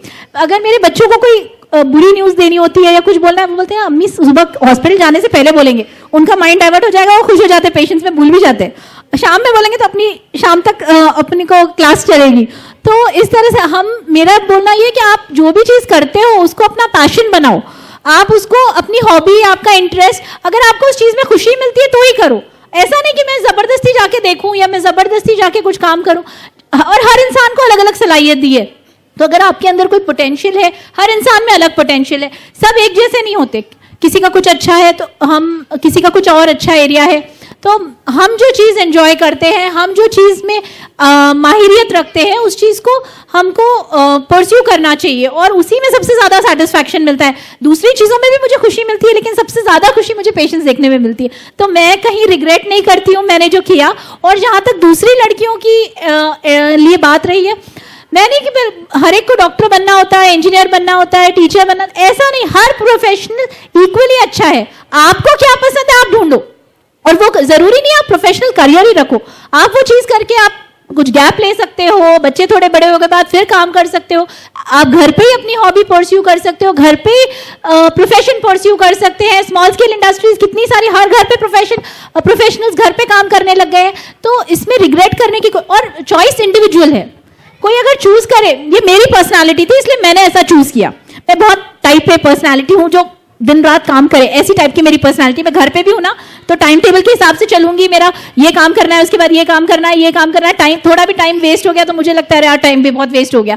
तो मेरी पर्सनालिटी, हर इंसान की अलग पर्सनालिटी है। कोई नहीं एंजॉय करता, उसको काम करना नहीं पसंद, उसको घर पे बैठ के आराम करना पसंद है, उसको घर पे बैठ के खाना बनाना पसंद है, उसको कहीं, तो कर सकते हो, कोई बुराई नहीं है। पर आप अपने आप को पहचानो, आप अपना पोटेंशियल पहचानो, तो आप अगर वो कर पाओगे। मैं जो कर रही हूँ आपको नहीं करना है, जो आपको पसंद है आपको वो करना है। आप वो करोगे तो आप जरूर खुश रहोगे, आप खुश रहोगे तो आपकी मेंटल हेल्थ डेफिनेटली अच्छी रहेगी। और मैं ये एंड करना चाहूंगी, एक पोएम मैंने लिखी है मेंटल हेल्थ पे काफी साल पहले, मैं आपसे शेयर करना चाहूंगी। It's time to speak of illness, not just wellness. It's time to shatter the stigma and to ponder over the enigma. It's time to speak of illnesses that are labeled mental in a manner so gentle. It's the stress that leads to all the mess. Psychiatric illnesses are an interplay of molecules in the brain that keep you sane, investigations of which are difficult to obtain. It's about sadness and not just madness. It's about worry, difficult to bury. It's about fear, made clear. It's about obsession, not in your possession. It's your emotion that leads to all the commotion. It's your behavior which is no more your savior. It's your thought that needs to be fought. It's up to us to discuss that concealment is impeachment, but treatment is achievement. Mental health is our real wealth, and to speak about it at length is my real strength. Thank you.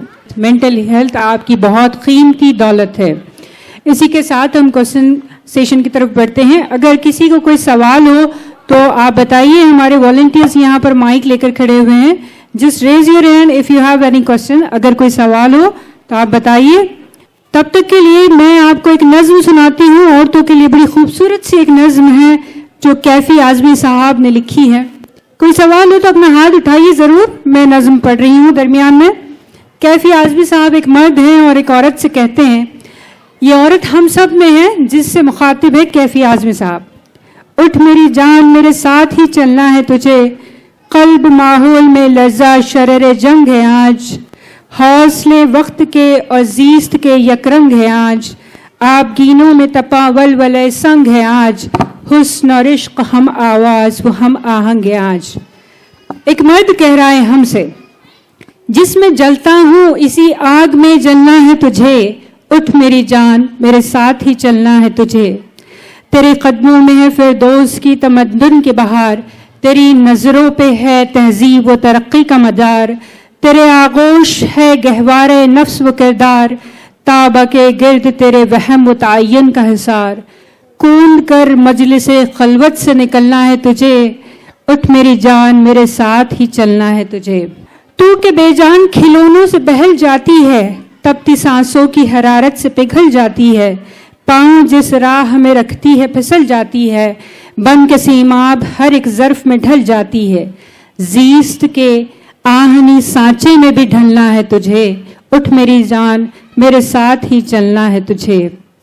Kaifi Azmi साहब बार बार हमसे ये कहते हैं कि तू फलातून व रस्तू है तू जहरा परवी, तेरे कब्जे में है गर्दों तेरी ठोकर में जमी, हाँ उठा जल्द उठा पाए मुकद्दर से जमी, मैं भी रुकने का नहीं वक्त भी रुकने का नहीं, कोई आपके लिए रुकता नहीं है, मैं भी रुकने का नहीं वक्त भी रुकने का नहीं, लड़खड़ाएगी कहाँ तक के संभलना है तुझे, उठ मेरी जान मेरे साथ ही चलना है तुझे। ये मेन वर्सेस वुमेन किसी किस्म की कोई जंग नहीं है, ये एम्पावरमेंट फैमिली की एम्पावरमेंट है, ये डिग्निटी फैमिली की डिग्निटी है। इसी के साथ में हमारी जो आज पैनल डिस्कशन हुए हैं उसके कुछ कंक्लूडिंग रिमार्क्स आपको पेश करती हूँ। क्या क्या चीज़ें हम यहाँ से सीख कर जा रहे हैं। जिस बात पर सबसे ज़्यादा यहाँ हजरात ने तवज्जो दी है वो है अवेयरनेस। किसी एक इंडिविजुअल के एम्पावरमेंट से ज़्यादा ज़रूरी चीज़ है अवेयरनेस, कि हम अपने हुकूक को और साथ ही साथ हमारी जिम्मेदारियों को जानें। दूसरी चीज़ जिस पर मैम ने यहाँ पर बहुत ज़्यादा फोकस किया है वो जेंडर सेंसिटाइजेशन। मर्द और औरत दोनों ही एक दूसरे के लिए सेंसिटिव रहे, दोनों एक दूसरे की जिम्मेदारियों को समझे, दोनों एक दूसरे की मेंटल हेल्थ को समझे और दोनों एक दूसरे के काम को बांटें। तीसरी चीज़ जिस पर विद्या मैम ने काफ़ी जोर दिया है वो डिग्निटी ऑफ लेबर या डिग्निटी ऑफ जेंडर। हमारे पास एम्पावरमेंट तो आ रहा है, जॉब्स तो मिल रही है, काफ़ी कुछ चल रहा है, लेकिन डिग्निटी हमारे पास मौजूद नहीं है। उस डिग्निटी के ऊपर काम करना है। मंजूश्री मैम ने और एक बात पर जोर दिया है जो है डेमोक्रेटिक फैमिलीज, यानी आपकी फैमिलीज में वर्क डिस्ट्रीब्यूशन हो, आपकी फैमिलीज में आइडियाज शेयर हो, आपकी फैमिलीज में एक दूसरे से बात करने के लिए वक्त मौजूद हो। इसी के साथ मुबशरा मैम, हयात मैम और सना मैम ने भी काफ़ी सारी चीज़ों पर जोर दिया, जिसमें इस्लामिक वैल्यूज़ भी है कि आपके पास बहुत सारे हुकूक़ है, प्रॉपर्टी राइट्स है, आपके पास अपने ख्यालात रखने का हक़ मौजूद है, और साथ ही साथ एक बहुत खूबसूरत नज़म सना मैम ने हमें मेंटल हेल्थ पर सुनाई है।